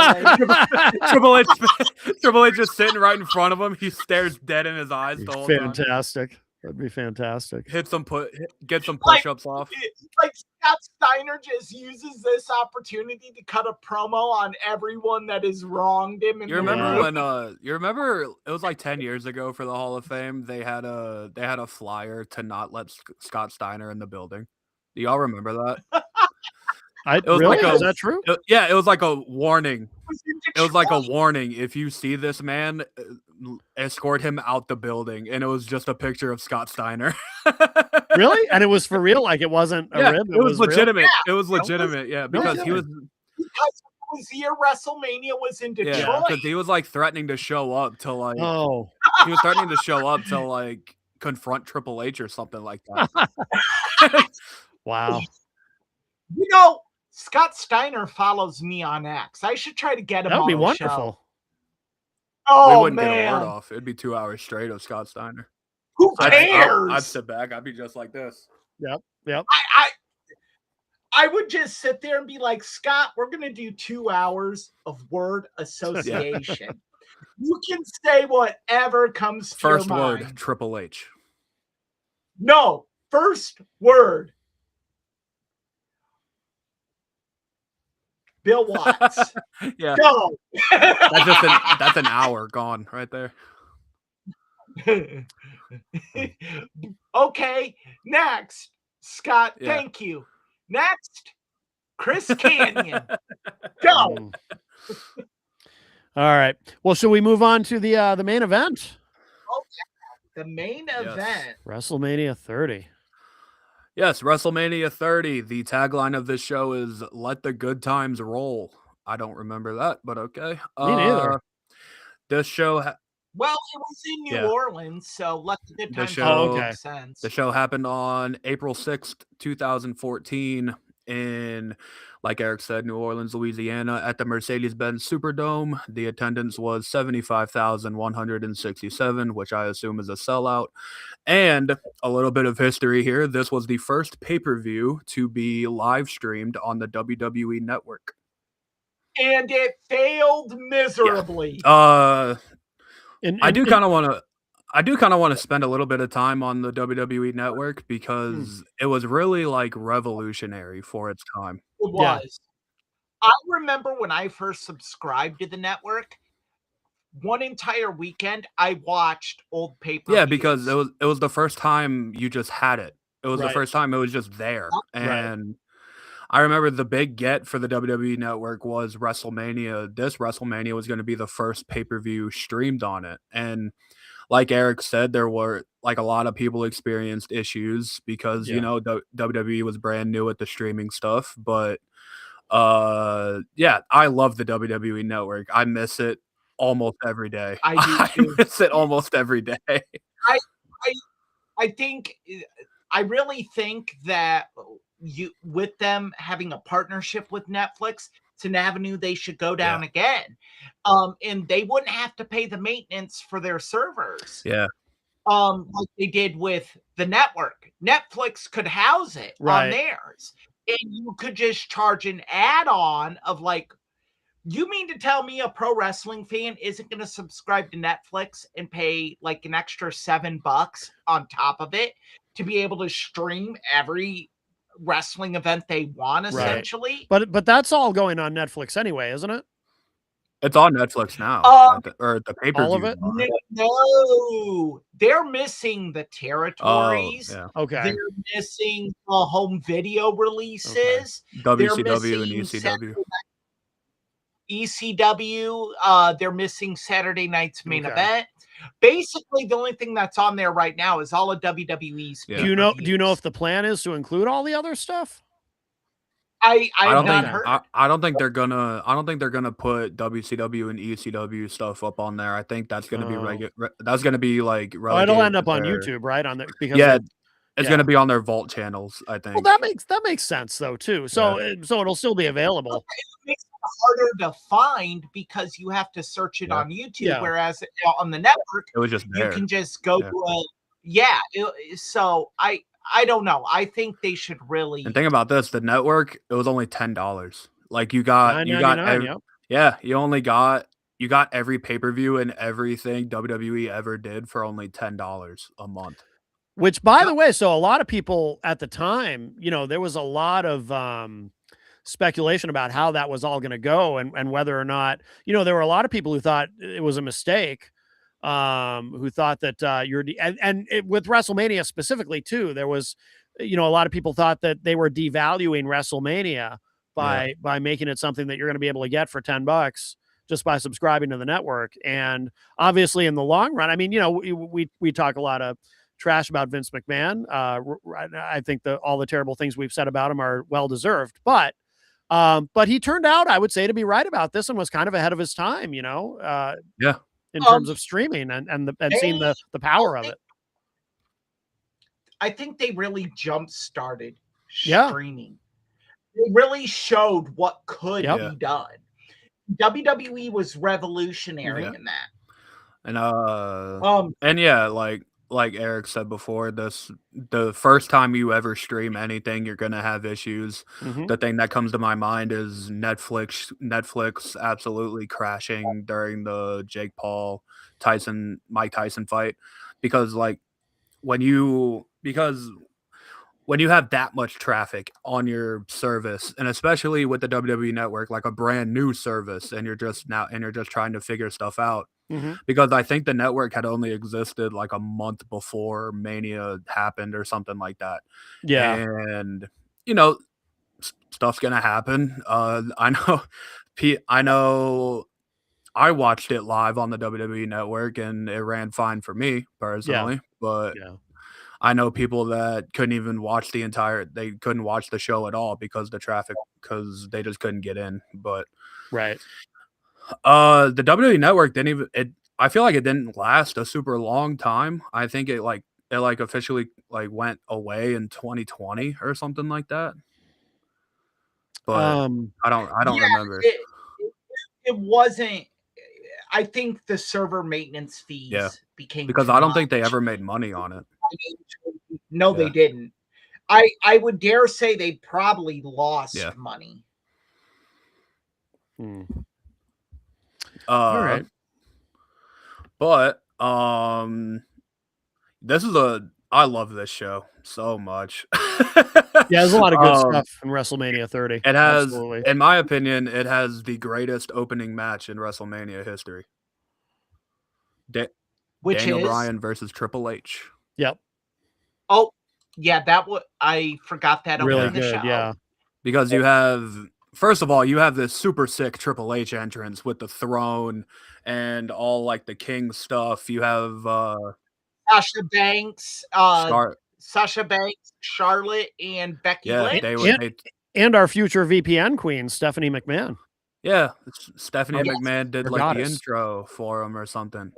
And you know, you have Daniel Bryan, just the fastest. Like there's truly been nothing like the rise of Daniel Bryan that we've seen. Cody came close to it during the Build to Mania 40. And it all happened because of And CM Punk. CM Punk famously walked out of WWE around this time period, which sent WWE in a whirlwind because they had to change the whole Mania card. Because the original plan was Triple H versus with CM CM Punk going over. And people can sit here and say, well, the Yes movement was insanely over. Oh, and yeah. it was. But I think what would have happened is it wouldn't have, if you still had CM Punk there and progressed with the Triple H versus CM Punk feud, I'm sorry to say this, Daniel Bryan would have petered out. I don't think. I don't agree with that. I disagree. Okay, it wouldn't have petered out, but it would have been. I don't think on the disagree. I'm of the belief that if Punk doesn't leave WWE, this Mania card doesn't change. I think Really? I think you have. What do you have Punk do? You have Punk and Triple H, but then the main event of this show doesn't change. It's not a triple threat. They stay with Orton and Batista. I think. I've always firmly believed the role Daniel Bryan played would have been CM Punk. I always was of the belief that they put Daniel Bryan into that spot to kind of like, because Daniel Bryan was white hot. Daniel Bryan was undeniable. Yeah. It was it's truly one of the fastest rises I've ever seen. Yeah. But I think they had to damage control, I think, because of Punk walking out, because plans got leaked and Daniel Bryan was nowhere near the main event. Daniel Bryan not being in the Royal Rumble. So I think it's worth pointing out too, the fans were, I mean, he was so white hot, the fans were hijacking the shows with Daniel Bryan chants. That really came into play after the Rumble, and that's when CM Punk walked out. CM Punk walked out the day after the Rumble. So correlation is not causation, though. I don't think they're related. I think it would have happened no matter what. I will always believe they are. And I just think the evidence is there that I think eventually CM Punk, it would have been the same storyline, because my understanding is they wanted to do Sheamus versus Daniel Bryan. Sheamus was gonna join the Authority, and that was gonna be Bryan's match. Yeah, to make up for the 30-second job out he had the year before. The Yes movement could still be over, but this was supposed to be CM Punk's night, and it basically came down to Punk didn't see getting a win over Triple H as being his night. Well, because I mean, I kind of agree with Punk there. I agree, but if we let it play out, you could have gotten to the point with Daniel Bryan that you got with CM Punk. But I truly don't think they wanted Punk in that spot. They didn't want Daniel Bryan in that spot either, but the crowd kind of made it happen. The crowd, like, Who do you want if you're WWE though? Who do you think they would have preferred more? Yeah, CM Punk, I would say, but Yeah, because he has the proven track record of being able to carry the company. Daniel Bryan didn't have that track record. That's what made it very special, is because it really was a gamble. And if we're being brutally honest here, and this is going to upset Austin greatly when I say Careful, he this. is the pioneer of tough bumps. I have an idea of what he's going to say. Okay. Daniel Bryan's championship run was an unmitigated failure. Unmitigated. It's not his fault though. Not his fault, but it was. And I think if you look at it, that was the end of his WWE career. Because as unfair as it is, if you're given the ball and you get injured like he did, the company just doesn't put that trust back in. I think that's but probably true. he got the belt again in 2018 when he came back. Yeah, good point. But it was a short run. A very good one though. But still a short. Yeah, but I don't think you could if Daniel Bryan doesn't get, you could say it's a good run, but he was still transitional champion. They were going to make him the guy after this, and his body quit on him. And we can sit here and say that isn't fair. I can be a villain for saying it. That's fine. I'll pick up that mantle. It's not. I agree that his body failed on him, because after he got hurt, we don't see him until basically a year. I think he doesn't come back until around Mania 31. No, because the next month he had the match. I know, but I'm saying after he got hurt, like after this run ended, because he had to vacate it, we don't see him at all in 2014. He doesn't come back until the 2015 Rumble. Right. Oh, okay, yeah. I see where you're going. But absolutely. I think had his body not failed on him and he was able to do this run, he would have had the belt till at least SummerSlam, because we all know what happened at SummerSlam 2014. Brock started his run because that was the ultimate John Cena dropout. John Cena kind of took Daniel Bryan's place there. And I don't this is always a big what if for me, is if Punk didn't walk out, what happens to Daniel Bryan? Because even when Punk was there towards like the end of 2013, Daniel Bryan's still the most over guy in the company, even with Punk there. Right, but you could be over, but my theory is to quelch Daniel Bryan being over, they do the same storyline they did with Daniel Bryan with CM Punk. And I think it would have worked. I think it wouldn't have ended the Yes Movement. The Yes Movement still would have went on, but it wouldn't have been the boon it was. They would have killed the Revolution, essentially. I think also what makes the Yes Movement as big as it was one, Punk walking out and fans wanting Daniel Bryan certainly has something to do with it, but the Yes Movement really picked up steam when Batista came back, and they were pretty much telling you to your face that the main event of Mania 30 was going to be Batista versus Orton, and the fans didn't want that. Batista. Yep. Yeah. But you also, I think CM Punk walking out added kerosene to the fire, because now you have CM Punk walking out and him being a malcontent at that point in time became known very quickly. So now you had a fan favorite leave the company. You're force feeding us Batista. Yeah. We like this Daniel Bryan guy, and you forced out the guy we really, really liked.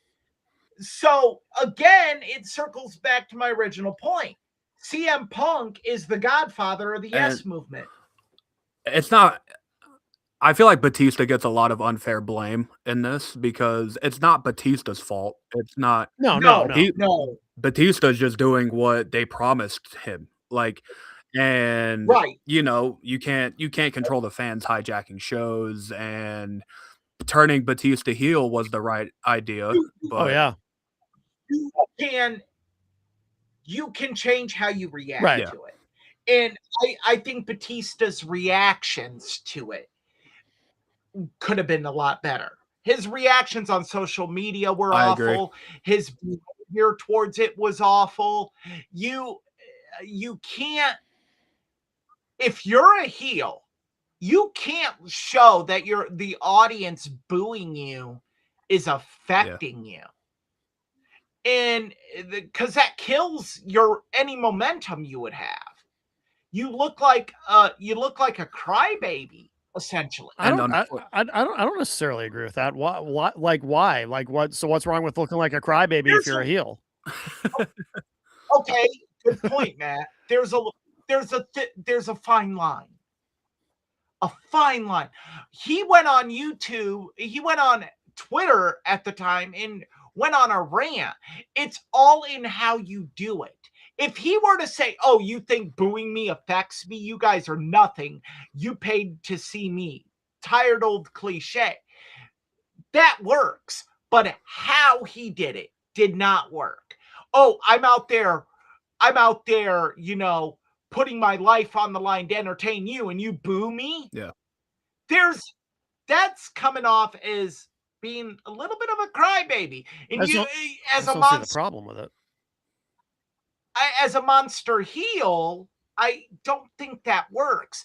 And you could tell he didn't know how to handle the boos. I think he was thrown off guard because they were promoting this Batista return for a while before he actually returned, and and he thought he was going to be over like which Rover. I'll give him credit. Until the Royal Rumble, he was coming out, he was getting good reactions, but then what happened at the Rumble happened. Daniel Bryan that's what turned him in it, and Royal Rumble tends to bring out the smartest fans, and they even booed Rey Mysterio.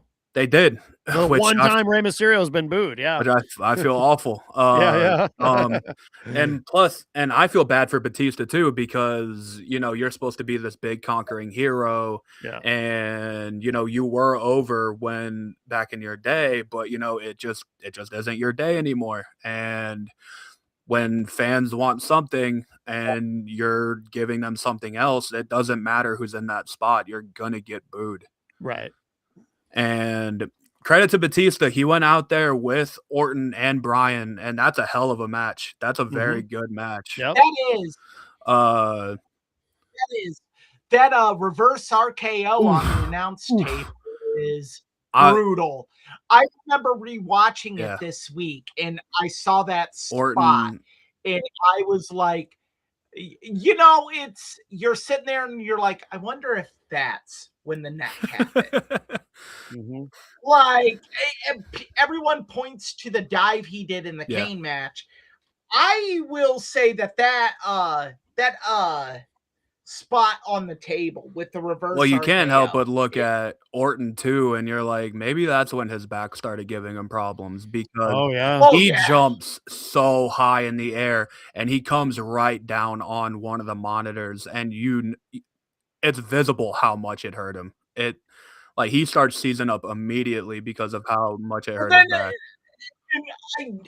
I've never noticed this with this match. Another thing that you really realize Batista not understanding a lot of psychology. After the spot, Batista does his growling flex. And you're like, what are you doing? Yeah. Like, that is the worst spot to do that in. Like, because you're taking attention from Orton and Bryan, who the attention should be on. You're sitting there standing on the table growling like a moron. Yeah. Like, what is this? By the way, too, I was just going to say, too, Orton, after that spot, when he gets up, you can see on his back, like, he's really lacerated from that monitor. It welted his back immediately. Oh yeah, really bad.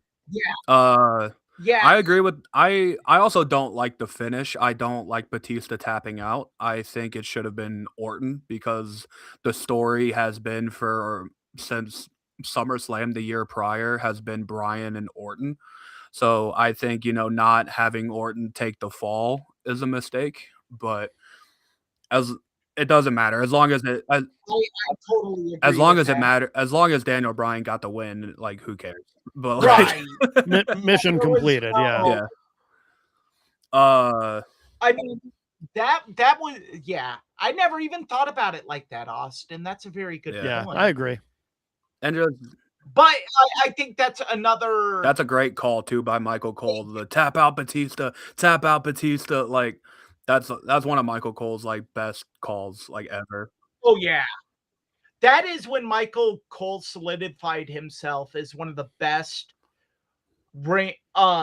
play-by-play wrestling commentators. Is his call for that entire match. Yeah, and then Daniel Bryan's victory, he like you can hear the emotion in his voice, like he did it. The Miracle Kid did it. Like it's just it's one of the few times I've ever cried watching wrestling because just what Daniel Bryan just means to me. Like it was so good. Like Yeah. Yeah, it's one of the best main event matches in WrestleMania history. You really can't. You put it up against anything. I'm not going to say it's better than Shawn and Brett, but it's definitely up there. If someone told me it was their favorite WrestleMania main event of all time, I couldn't argue against it. And it really stands the test of time. It still holds up it's very today. good. I think, I think it's Randy Orton's crowning moment. It's one of Orton's best matches. Yes. I mean, we got to touch on something with this event. I was just gonna get there. 20 the 1 and 21 and 1. The streak is over. Brock Lesnar ended Undertaker's WrestleMania streak. It is 21 and 1. Undertaker got severely concussed very early on in the match, so much so that he doesn't even remember the match at all. He doesn't remember that day, which is honestly very scary. Oh yeah. He doesn't remember the day. Here's the question that people always want to ask. 1, should it have ended? And 2, should it have been Brock? I've always felt that I'm ambivalent about whether or not it should have ever ended. I didn't think at the time it should have been Brock because I didn't think did Brock really need that? I don't think so. Me neither. No. I don't But I do understand though not wanting to necessarily go with somebody younger either because you don't, you might have this up and coming talent that you think is really hot. Like they considered Orton at one point, they considered Edge, but then what if that doesn't work out? What if you give someone that rub and then they don't stick around? But I didn't think Brock needed that win. I don't think it should have been Brock. I've always had an answer that I will die on this hill on, that it should have been Roman at WrestleMania 33. But you don't have that tunnel vision. You don't have that vision. Right, but I'm just saying, looking back, if you're gonna armchair but back even at that time, I don't think the streak should have ended right there. I think I get the shock value. I get why you did it. For shock value purposes, it's genuinely one of the most shocking endings to a match I've ever seen. But my whole thing about it is, what'd you do with it after? Brock goes away like he usually does, and then he wins the belt at that year's SummerSlam, I think. There's the face. Speaking of shock, yeah, But- that Yeah. picture in and of itself, that fan reaction is so iconic. Because that was everybody at that moment. Like I remember watching it live, and I was like, I was stunned. Honestly, after the third at 5, I'm like, he's gonna kick out. Yeah. I look, if you wanted to end it, you do it the year prior with Punk. with Punk. I think I don't mind it would have. No, me neither. I think it would have meant more. I think CM Punk stays, and I think you know, so many things that went wrong going into this event would have been corrected, and because it did nothing for Brock. Not really, no. Right. It did nothing. You could still do the SummerSlam squash he had on John Cena without him beating Undertaker. And if they really wanted to make sure Brock had that heat, they could have had Taker go over. The streak is intact, and then Brock beats the hell out of him afterward. Yeah. You know, No, you don't even have to go that route, Matt. You could play up that he injured the Undertaker. Because the Undertaker, in my opinion, had this aura of invincibility at WrestleMania. Right. Even the fact of him getting hurt at Mania was unheard of. Brock hurt Taker. Then you can play it. Brock should have won. Like, and you could have a great mouthpiece like Paul Heyman sell the fact that, you know, basically, well, yeah, Undertaker pinned Brock, but Brock's here. Where's Taker? Still recovering. Who really won? Yeah. I always thought, looking back, like, I always thought that, you know, you don't end the streak, because in 2014, that's really that was the only match Undertaker was having every year, was just the streak. And, you know, a lot of people in this time period were like, oh, when he loses, he'll retire. But we went another 6 years, I think, of Undertaker having matches, and I'll be honest, it's like, without the streak, I don't really care to see Undertaker wrestle without the streak. Right. It didn't matter when Roman beat him. Right. Like, you're just sitting there like, okay. And it could have meant something if it was his last match, but it wasn't. It was supposed to be, right? Though it was going to be. I think it was supposed to be, but the match was so bad that Undertaker was like, "I gotta have more." Yeah. And Roman tried the next night on Raw. Yeah. With this is my yard now. Yeah. That honestly should have been the Roman heel turn. Yes. But, oh well. I always said that the whole bloodline story, they should have done it 5 years sooner than they did, but Vince was stubborn. But Roman wasn't comfortable with it at that point in time. Look, we can sit here and say, well, they should have turned Roman heel. Great. But if the guy doesn't make it believable, if the wrestler isn't invested in the turn isn't going to matter. I will say, though, that promo the next night on Raw, Roman doesn't say much. He says that one line. And he lets them boo him for 2 minutes. It's incredible. He owns that moment. And like, at that moment, they should have done so much more with him. And look, Roman could have held that crowd in his hands for 5 minutes. Because every time he went to go talk, the boos got louder. Mm-hmm. So much so that he just had to get the line out because he didn't want to go over time or something. If this was Roman today, that segment would have went on for 20 minutes. Like, because he doesn't care about going over time now. But no.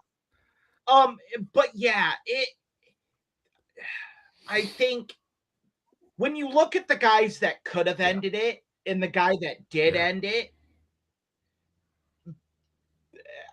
you know, after I got over the shock of the streak ending, I came to the realization that what a bad decision. It is, I think. Like, yeah, you got a good pop out of it, got a good reaction. You sold some shirts. Eat, sleep, conquer the streak. Didn't you have that shirt? Repeat. Yes, I did. Yeah. And then on the back it said the one behind 21 and 1. You know, because then you had Paul so, yeah. Heyman every week just repeating that Brock Lesnar conquered the Undertaker's undefeated streak. So much so that it sacrificed the momentum Cesaro had by winning the Battle Royal on this show.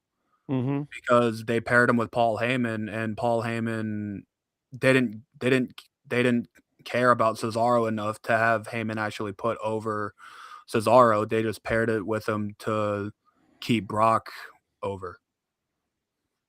Yeah. Which sucks. Well, because you have to at that point, because now you've put all your eggs in the Brock Lesnar basket, and I think you trust Cesaro on the mic way more than you trust Brock. Yeah, true.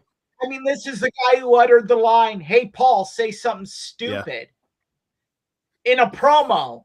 And a guy who in a vignette thought it was a good idea to say, I'm going to beat John Cena so bad, he's going to lay in a pool of his own blood, sweat, tears. Yeah. And urine. And vomit. And vomit. And like, oh my goodness. I remember watching that on Raw, and I'm like, that's a visual. Hey, that's nothing. CM Punk said Roman was going to be covered in baby oil and jizz. Baby oil and jizz. Yeah. So we've come a long way.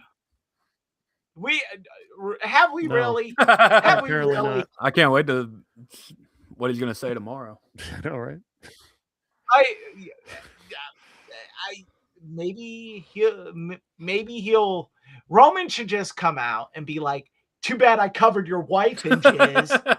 Yeah. Oh, I'm still waiting for him to find Larry's grave and defecate Or on jizz it. on it. Oh! Whoa. Hey, Punk! Bow! It's the OTC. Larry, acknowledge me. He has the one in the air while he's doing it. And then they have the pyro go off in the pet graveyard. They set up the pyro.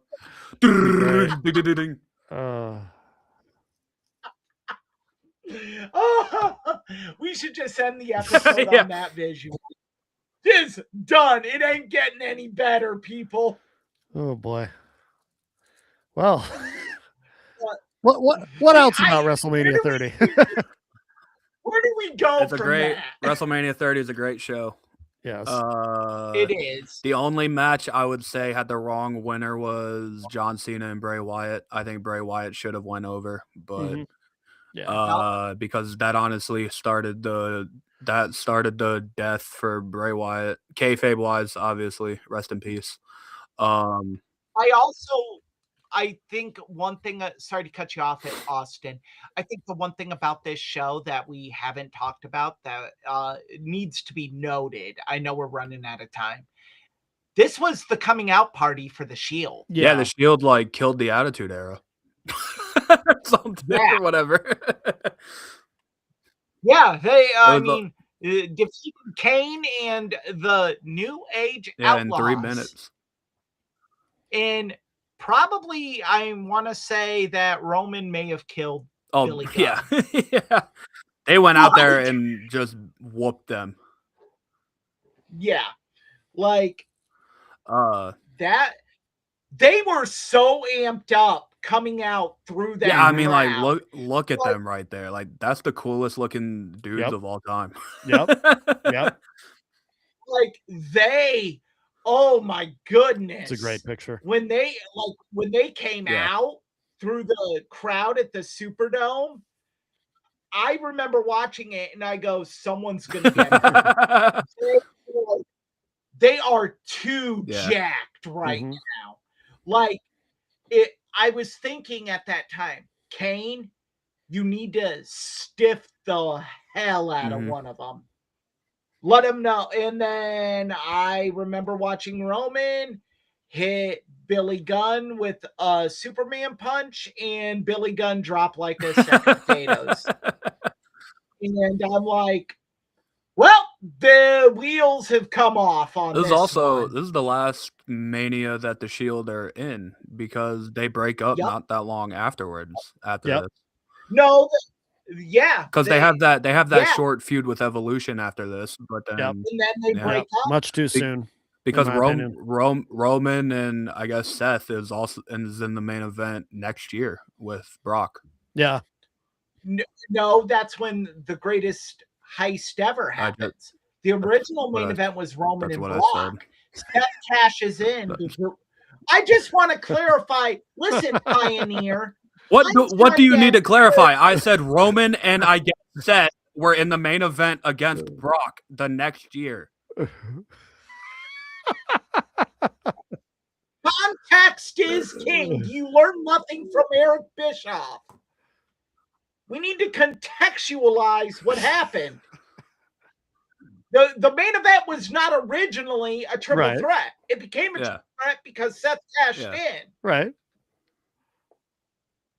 That's all I was going to add. I wasn't disputing your accounting of events. I was adding what happened to But it. you did say no before you said the rest of what you said. So it kind of did sound like you were disputing. I do not recall You saying did. no. You said no, and then you said what you said. I don't even know. I don't Thank think you, I Matt. said Thank You actually did, but that's okay. it wasn't like that at all. Who's being cynical now? You said Matt? no. That's what you said. Exactly like that.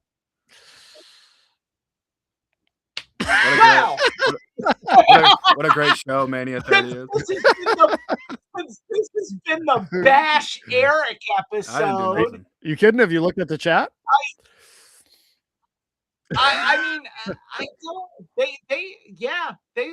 They quieted down. Well, they did. Yeah, eventually. Well, trolls run out of steam eventually. That's true. That's kind of the.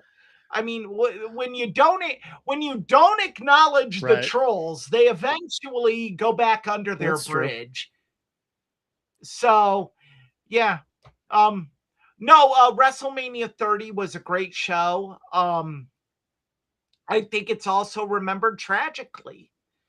Ultimate Warrior gets inducted into the Hall of Fame, and then 3 days later, 4 days, a short time. It's the night after Raw, right? Yep. Because he does that promo on Raw. Yeah, and he looked awful Well, that night on Raw. I never thought about this because Kevin Nash said at the Hall of Fame, they're in like a air conditioned room, but Warrior is sweating like profusely. Kevin Nash said like it looks like he jumped into a pool.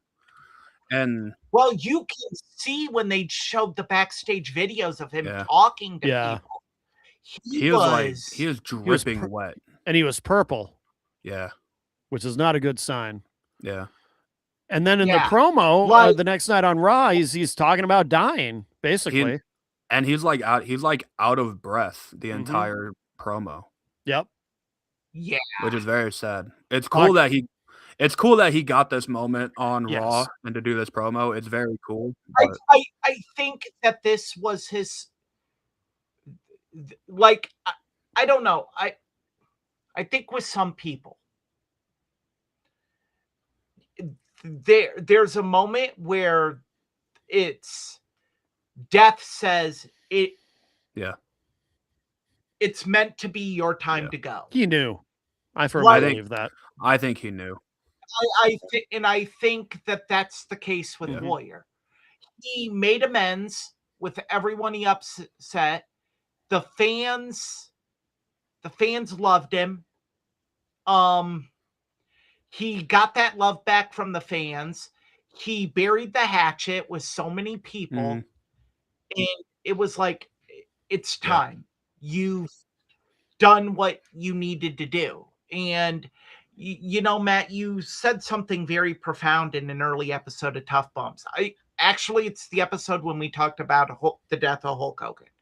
You said the sad thing about death is there's no chance of redemption. And Warrior got that. Mhm.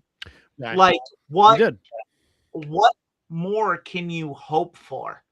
And I think that we have so many dark stories about professional wrestling. This is one of them that isn't dark, that ends on just such a great note, Yeah. that he got that moment and he got that appreciation that for so many years he didn't Right. get. And a lot of it through his own doing, Yeah. you know. And a lot of bitterness on both sides. WWE released a Hatchet Job DVD Yep. on it. The self-destruction of the Ultimate Warrior. Yep. Yeah. And so, there's bad blood on both sides, obviously. But I think that that's a great way for him to Mhm. go out. And I remember I woke up that Tuesday morning. No, it was a Wednesday, because he was leaving the hotel Tuesday to go Yeah. home, and he passed out outside the hotel. Yeah. And that Yep. was that. I woke up that Wednesday morning to go to work, and I just stared at my phone for like 5 minutes, shocked. Like, how fitting, I mean, legendary football coach Bear Bryant retired from coaching college football,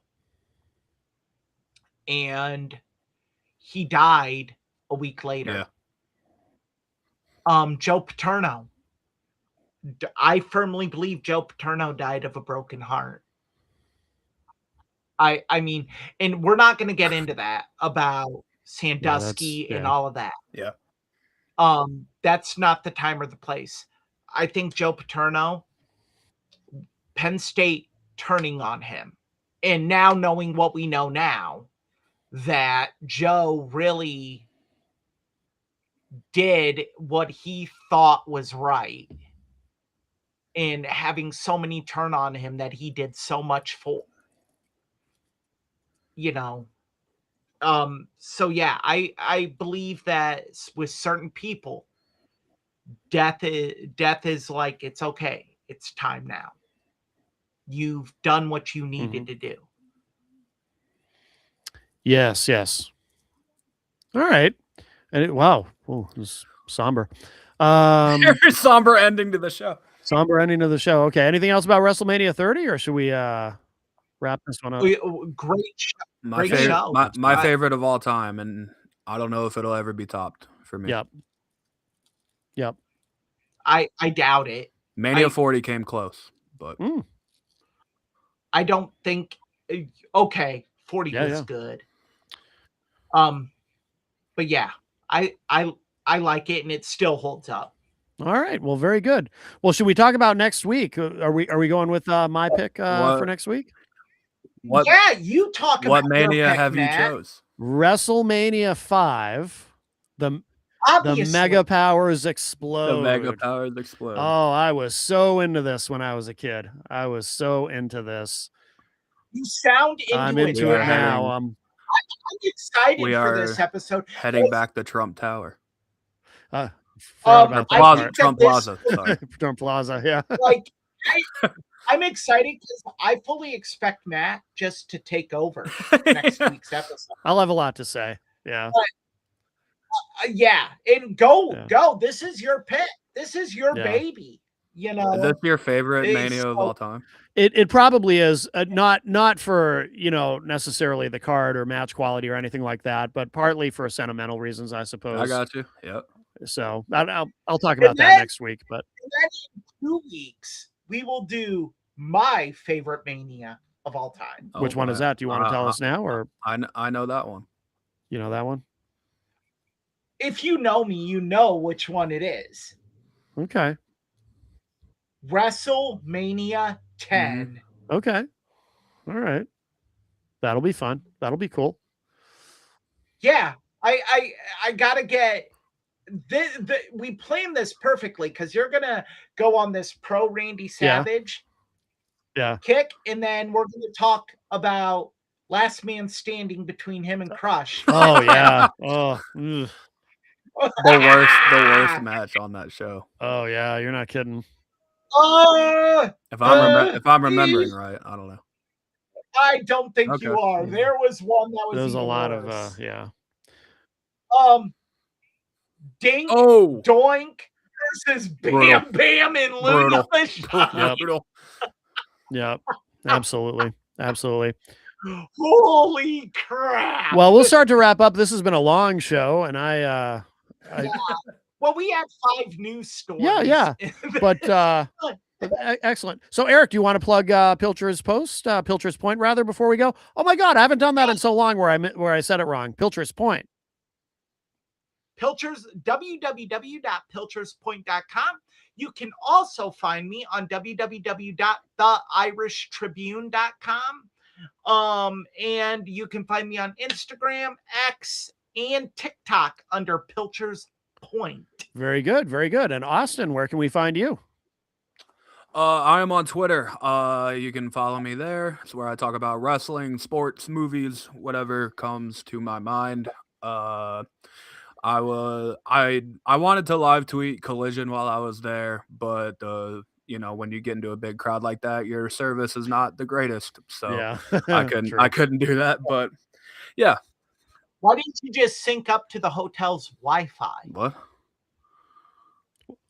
There's a hotel attached to the Alliant I know it's probably Powerhouse. not good Wi-Fi though. Yeah, hotels, in my experience, hotels usually have the worst Wi-Fi. It's But it frustrating. probably would have been better than his cell service in a True. major arena. Maybe. Yeah. I didn't think about it. Yeah. Well, all right. And the easiest way to find me, go to my website, mattconnerton.com, which, by the way, has been newly redesigned. It's all sleek and sexy. So please check it out, mattconnerton.com. It's looking pretty good. And I want to thank our record-setting viewers today. Yes. We set records. Yes. Ratings are through the roof for this. I think we had some episode. viewers in Australia. Even. Yes. I want to thank them for joining us, even though they didn't say anything in the chat. Yep. That's all right.